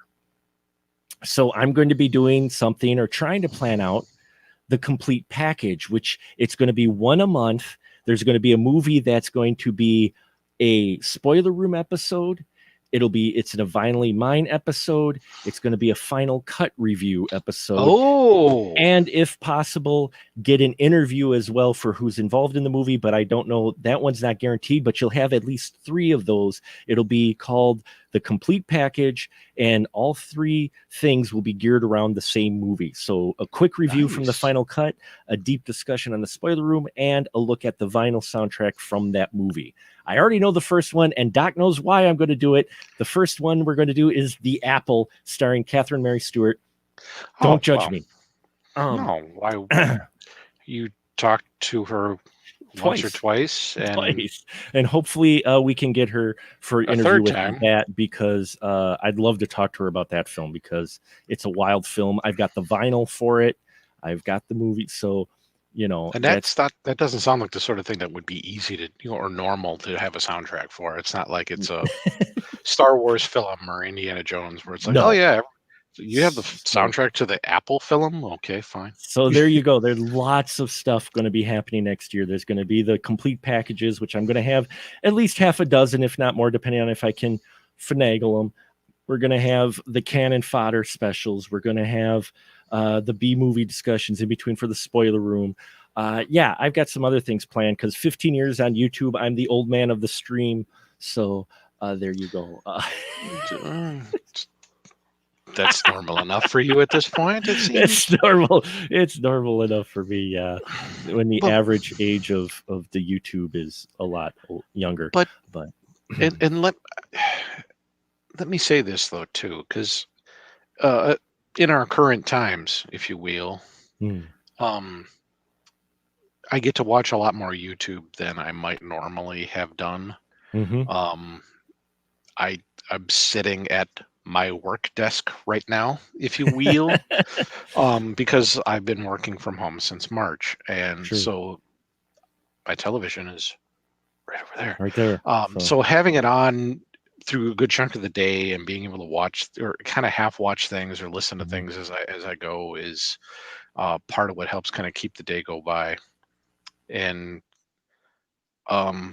there are, and I don't know how much of it is a reaction to everything else being so profoundly negative sometimes, but there are some long-term YouTubers, and I'm not here to try and cut anybody down. I'm not going to say this to be mean to anybody. That's not my intent. But if your YouTube title involves being angry or irate or rage being kind of part of your motif, it's not something that draws my attention.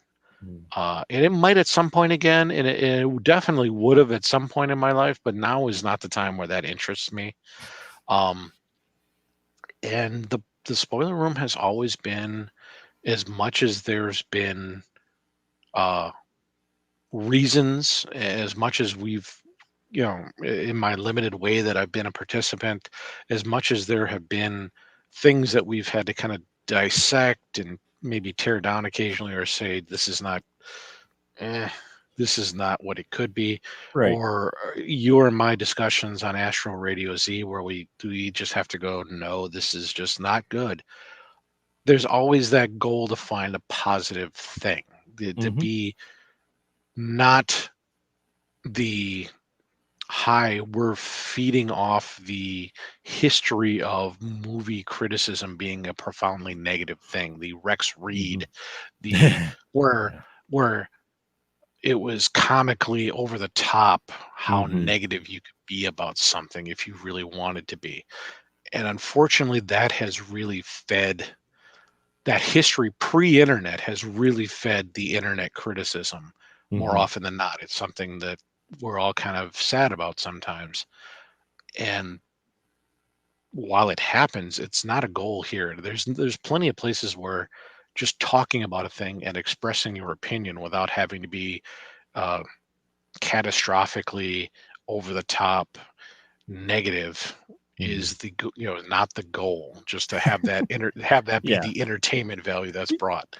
And I like having that, and I'm very glad that you have managed to foster that over the course of 300 plus episodes of this and that and everything else that you've done, to be not necessarily a positive, but it's definitely not a negative place to be. No, and this year I fully admit there were a couple films where we kind of dogged them a little more, Ian and I especially, but at the same time it was never mean-spirited, and we totally acknowledge people like them, and that's awesome. We just didn't see it. Those are two different things, because you're not putting on a character to go, well, I have to tear this down. Yeah. So I mean, this didn't work for me type thing. Those are two different things. Yeah, and Jenna Rock's been watching since I was on public access here at Stevens Point on student television doing the final cut. Oh, I'm so sorry to hear that. those wonderful episodes, which I digitally archived them. I did show a small clip on Facebook. I watched them recently, and they may never see the light of day. I'm going to just very small, like little, cheesecake, chocolate covered bites that are like this big. But cut little sequences into like future final cuts where you don't really hear you talk, but it's just a little picture of you. At one point I had hair and was skinny, just like every other 20-year-old person. Dear God, was I skinny, and I swallowed a lot. I swallowed quite a bit. I'm sorry. And every other word, I'm like, oh my God, I watched. Not See, that. No, out of context. No, you got to provide context. No, not that swallow. I'm gonna fucking fix you now. No, that's between you and Derek. It has nothing to do with me. Well said, sir. Well, I got a big cheerful face myself, so I am not making jokes about it. So, Are we gonna? This is not a sizist comment, because should we bring up a certain movie role that you did that involved a certain something and an act of? I was not the one. I was being the receiver. Seal. You were the receiver. You were not the seal. You were the horn. But okay. No. This is a related but totally separate conversation. Now and done. As you may have noted, the other weekend I made a run up to Oshkosh, and Oshkosh being in the situation it's in right now, it made me politely uncomfortable. But I had my Blue Demon mask on, so I was feeling good. I got to stop into Eroded Winds in its current location, which I think is new. It's not where it was when I remembered. It's like right across the street. Yeah, it's right across the street from House of Heroes. Yeah, from the time and everything. Walked in with friend Christy and going to head for the good cheap discs and hopefully find some children. And I look up and there's there's Mr. John Pata. Yeah. My good friend, who I have not seen in forever. So the bulk of my time spent in the store was actually talking to John. Nothing wrong with that. No, and it made me feel very good because I haven't seen John in forever, and John is a Mitch, and we had to leave because we were going to go have a socially distant conversation with our one other friend. Mm-hmm. And he said, "Oh, we got to go see so and so." And he's like, "Oh yeah, okay, I know who that is. That's cool." And I'm like, "Oh, that's a nice little bonus." So then we were talking to our producer friend. It was and I don't know if this is a thing I've said on tape, for lack of a better term, because this is not tape. Uh-oh. I feel like this is one of those things. I've said tape, and now I feel incredibly old. It's like when my folks say that they recorded something, they taped something on their DVR, because that's not how this works. So thank you for me being old now. But I use that in gigantic quotes. I blame John for everything. Because you found out about the Horror Fest that John was running in Oshkosh. So we went to the second annual. So there we met John, we met Derek, we met Corey. I got to meet the BFD, who I had not previously really known. BFD starts, hey, I'm going to do a short film. I sign up for the short film. I meet my friend Alice. That got me into some of the more live performing here in Milwaukee, and that's where I am now. So I blame John in a very positive way for so much of that. I don't, it's not his fault, but I feel like I am part of his legacy, whether he wants it to be or not. No, and I mean that out of great heart and gigantic thanks for him. So much came out of that first Oshkosh Horror Film Festival. Yeah. It's and funny. Not to diminish the current one by any stretch when I say that. The festival, it's a great tradition so far. That is just a thank you, John, that I don't get to say in public. But I probably should say more frequently. But he's why I'm doing Shakespeare and things like that right now. So that's all his fault. It is John's fault. Not because of John. You are cultured because of John. He'd appreciate that. Yeah, I'm sure. I've seen some things from John. I was on set for Hole in the Wall, and which again, this is why I always push the small film festivals, and I like the horror film festival in Oshkosh, John's, and then the one that Lee and Paul have put on. I like the smaller venue festivals, and why? Doc, we call him Doc. You're a Doctor Who fan. They refer to things as fixed points in time in Doctor Who, things that cannot change. They're major points in history. The Oshkosh Horror Film Festival, the second year it was running, the first year we went, is a fixed point in time within our circle. It's why the spoiler room is the way it is. It's why the shows that you've seen are.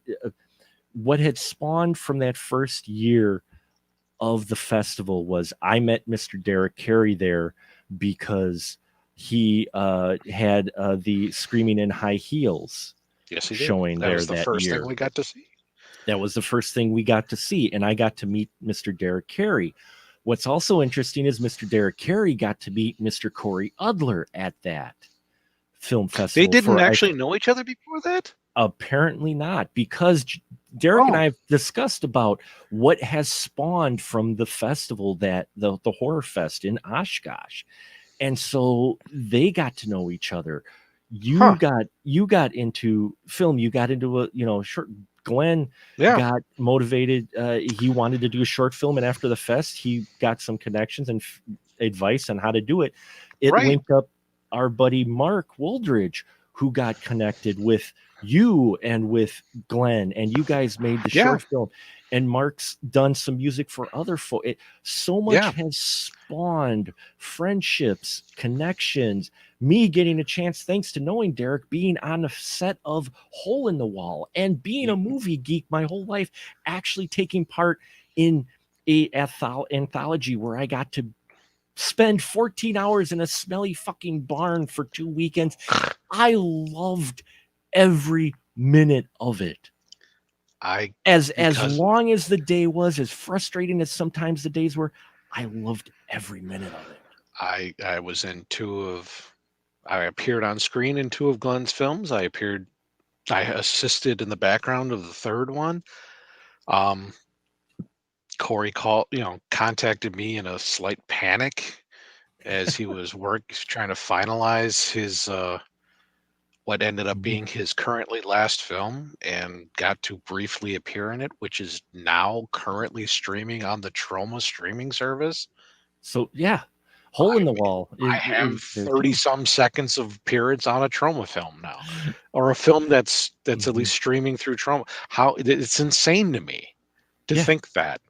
And besides all the other things, how much more I've gotten to do since then, and all the live appearances, whether they be from Variety / Burley or the Shakespeare that I do. It's most of the crew has spawned because of the relationships I started and at the Oshkosh. It's all that damn John's fault. All that damn John Pata for holding such an awesome festival. I'm very fond of John, and I wish him every moment of the best every time I think of him. Fantastic. He's a mensch. He's a and works on great films. Talented individual. He was involved in the one that I really, really, really want to see. Jill the stylish, stylist. The full film. He was involved in it. I can't wait to see the feature version of that short. That looks great. So good. That trailer looks. I'm like, I'm drooling over. I'm like, I want to see the stylist. Dead Weight. Going to interview him in the bathroom in the time for Dead Weight is probably the best. Final cut / spoiler room thing. Both of us, no offense to anything else that we've done, is probably the best thing either of us have ever done for this. Interviewing John Pata at the premiere, and it's on the YouTube channel, folks. It's one of the highest rated things, if memory serves. Yeah, on the Dead Weight playlist on our YouTube channel, it's there. We interviewed Mr. John Pata the night of his film in the men's bathroom of the Time Community Theater. In a stall. In a stall, no less. We caught him coming out of a stall. To the point where there were people after that going, "Are you going to interview me in the bathroom?" It's like, do you want to be? Because we can have that happen. To where we're not like that. One of the female casts busted Was on. it Michelle? What's going on in here? Michelle. Yeah, it was. God, I'm sorry, I'm blanking on her last name now. Sorry, that's half the joy of that moment of us. She just popped in. What are you guys doing in here? Yeah, we're talking to him. Okay. Ran back out. Yeah. And that was before the film, so I'm like, who is this? So who is this lady? A lot has spawned from that. Me knowing Rich Peterson, because Rich Peterson played one of Corey Udler's films, Incest Death Squad. I knew Corey Udler from meeting him at the festival, and because of that, my movie reviews were showing on the Bordello of Horror in Madison.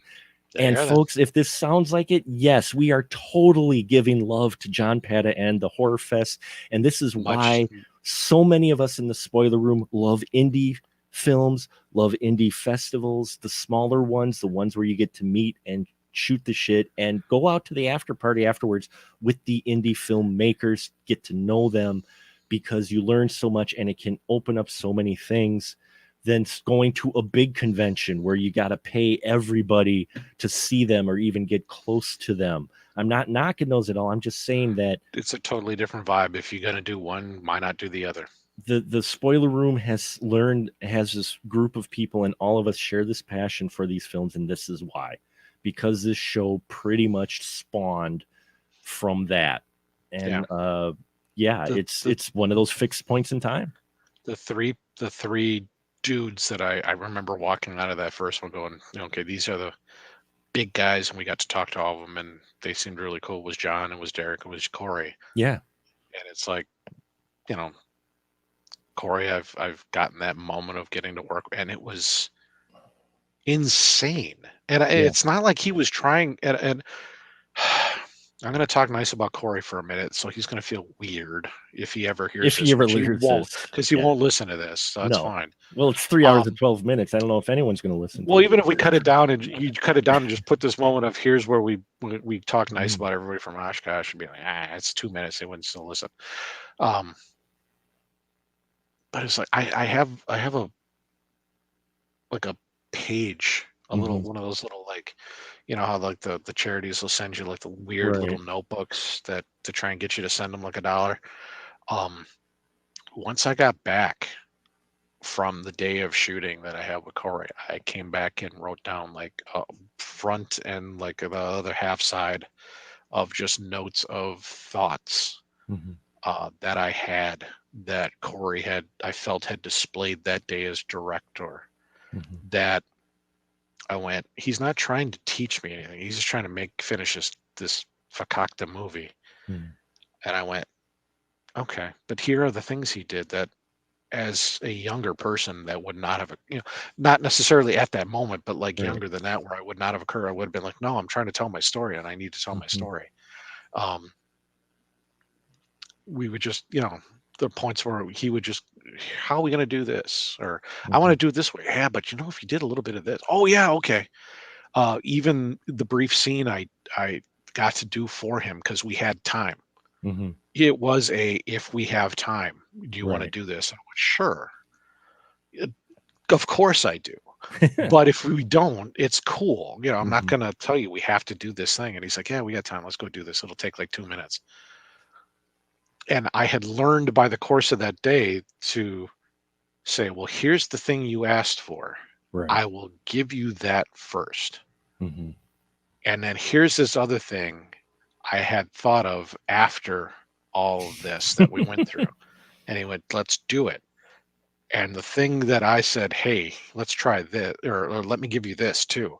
That's what's in the film. Nice. So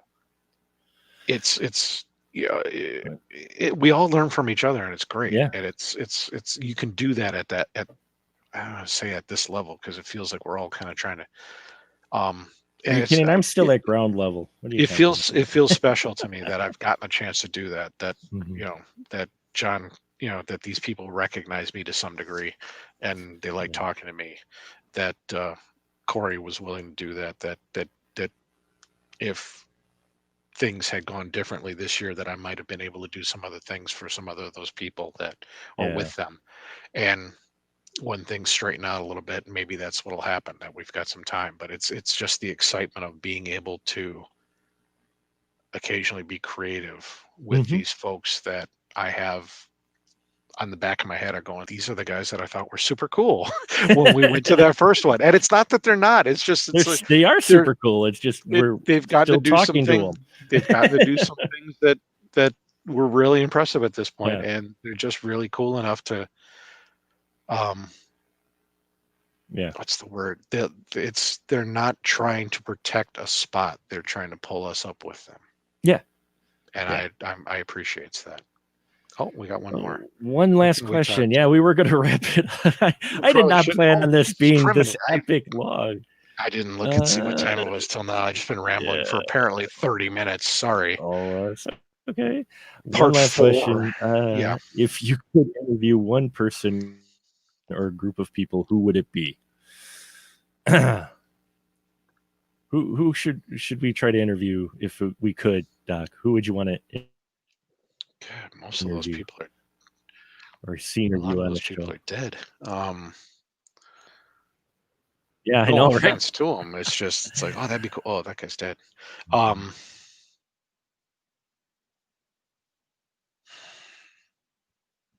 be fun to talk to? Well, it's a mix of people that we have talked to and the people. I mean, we almost lost our video there for a minute. I think we're going way too long. But I had a picture pop up in my feed the other day of us interviewing at the fest, and it was the earlier version of Slasher Studios, and it made me happy. Yeah. Just getting I'm trying to think of somebody we haven't in general. Who would be fun? I'm going to say something crazy just because it popped into my head, and it'll be fun. Let's talk to Ryan Reynolds. Because that would just be 5-10 minutes of silliness, and we can do that. That would fun. We could definitely do that. Who would I want to interview?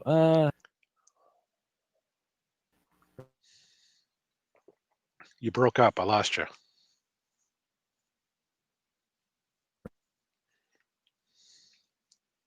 Roger Corman would have been a great interview. Okay, I can Hello? hear you now. You're not hearing me now. All right. So, yeah. I would say Roger Corman. Yes, would have that's been an excellent choice. Would be an awesome person, though it'll never probably happen. He would be awesome to talk to because of the films he's created and influenced, and just in general, I think he'd be really, really cool to talk to. And Kevin Bacon. So Kevin, if you've listened to this 4-hour podcast, yeah, right. Kevin Bacon, definitely. For the show, if nothing else. I think that would be a good way to finish off this year. Talking to Kevin Bacon. Hi, here's the 52 movies we've talked about. Now let's talk to Kevin Bacon. Let's talk to Kevin Bacon. Well, we'll see. I don't know. Maybe I'll reach out. But in any case, I think we're going to wrap it up because our 2-hour show has gone 3 hours and almost 3.5 hours here. But tonight, I'm almost past my bedtime. I don't know about you. Yeah, well, I've been here the whole time, so people have been Fair dropping enough. in and out. And hopefully we'll have some recorded comments as well from folks. And Doc, do you have anything you want to shill? You got a license to shill? Oh, right. Yeah, almost forgot. At the time of this recording, it is Tuesday, the 6th of October. Yep, it's still tomorrow. Tuesday. At this point, tomorrow on the Facebooks, the group, as I've kind of half referenced that I do Shakespeare with, will be performing the Scottish play, Macbeth, because it's October, and that's what we tend to do in October. It's the beginning of our long-term run. We're doing everything on Zoom and Facebook right now. So if you go to the Boozy Bard Productions page tomorrow at about 7 p.m., there'll be a performance of Macbeth that I am not currently scheduled to be part of, which is okay. We got that much enthusiasm for this play. We had to split it in two. So it'll be tomorrow on the 7th, and there'll be another performance on October 28th, which I am currently scheduled to be part of. And unless something, we did Christmas Carol in July because Christmas in July. So unless we get bored or enthusiastic about doing it Christmas Carol again later in the year, this will probably be the end of this year's performances, but we'll find out. And next year will be what next year is. So Boozy Bar Productions, I'm Stephen M. Malterstorff on the Facebooks, on Letterboxd that I never update anymore. And thank you for listening to all this rambling. If nothing else, just follow Mark, because eventually I'll be back here again, because I can't quit you, man. Well, I appreciate it. I appreciate the folks who have stuck with us for the 3-hour plus epic what the fuck episode 300 episode. Actually kind of fitting at a little over 3 hours for the 300 episode. There's all the 3 in there. So yeah, we got a lot of great stuff coming up, so stick to the YouTube channel if you want early access to stuff that you can't get here. There's more spoiler room goodness on our Patreon. I have very reasonable tiers for for a lot of content that is up there. So check that out, and the bigger that gets, the more things we can do, which I have other ideas and plans, but unfortunately, due to not just COVID a go-go, but limited financial reasons, I can't at the moment. But I thank you all for your support and sticking with us. We got a lot more great things coming, and now we're going to close out the night. I'm going to not try to blow out your eardrums. Thank you for joining me, Doc. Thank you, BFD. Thank you, Ian. All of you guys for showing up. Thank you to all my crew for joining me on this journey and still coming back every week. God, what's wrong with you people? I have a mineral imbalance, I think. Mineral imbalance. That's a good reason. So I think we're going to close it out with he has provided all the music for my channels and my programs for over all the years I've been doing the YouTubes. Mr. Mark Woldridge. He is part of a group called Spaces Between, and they have a song that I want to play here to close out the episode. So please stick through it and listen to it. It is a really good one. And then after that, you may even hear some Night Keep from Mr. Daniel Dragonborn as well. So we're closing it out for the night with a little music. Please stick around for that, folks. Thank you so much again. And now I guess we'll just say a good night, everyone. Shouldn't you keep a ticket stub? Oh wait, that's the different show. That's a different show. One of, many 3. I don't know how many shows I do anymore. I don't know. I get an idea and I go, hey, let's record this fucker. All right, and let's play this. Hopefully not too loud. Make regret through clouds of smoke. Wait for the haze to clear. Don't know.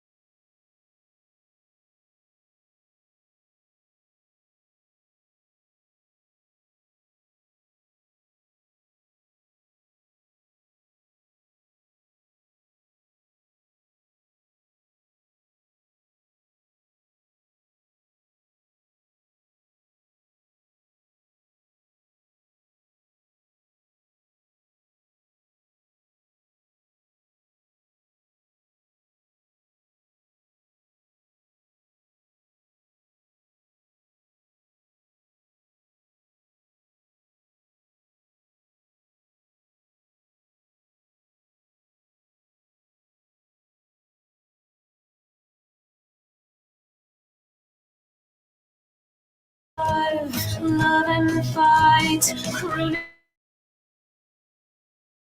clash and forgive, die and live. Our love cuts to the bone, but I'm afraid of being alone.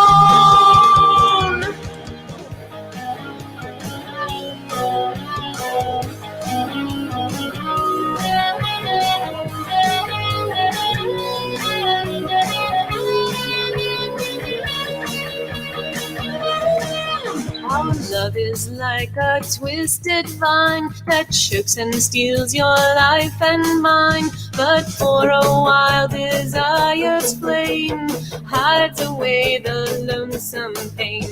We know it's really bad for us, but it feels so good despite mistrust. This love isn't worth sticking to, but I'll go inside and lie down with you. We'll say things, they'll all be lies. This may be love, but it's unwise. So unwise, so unwise, so unwise, so unwise.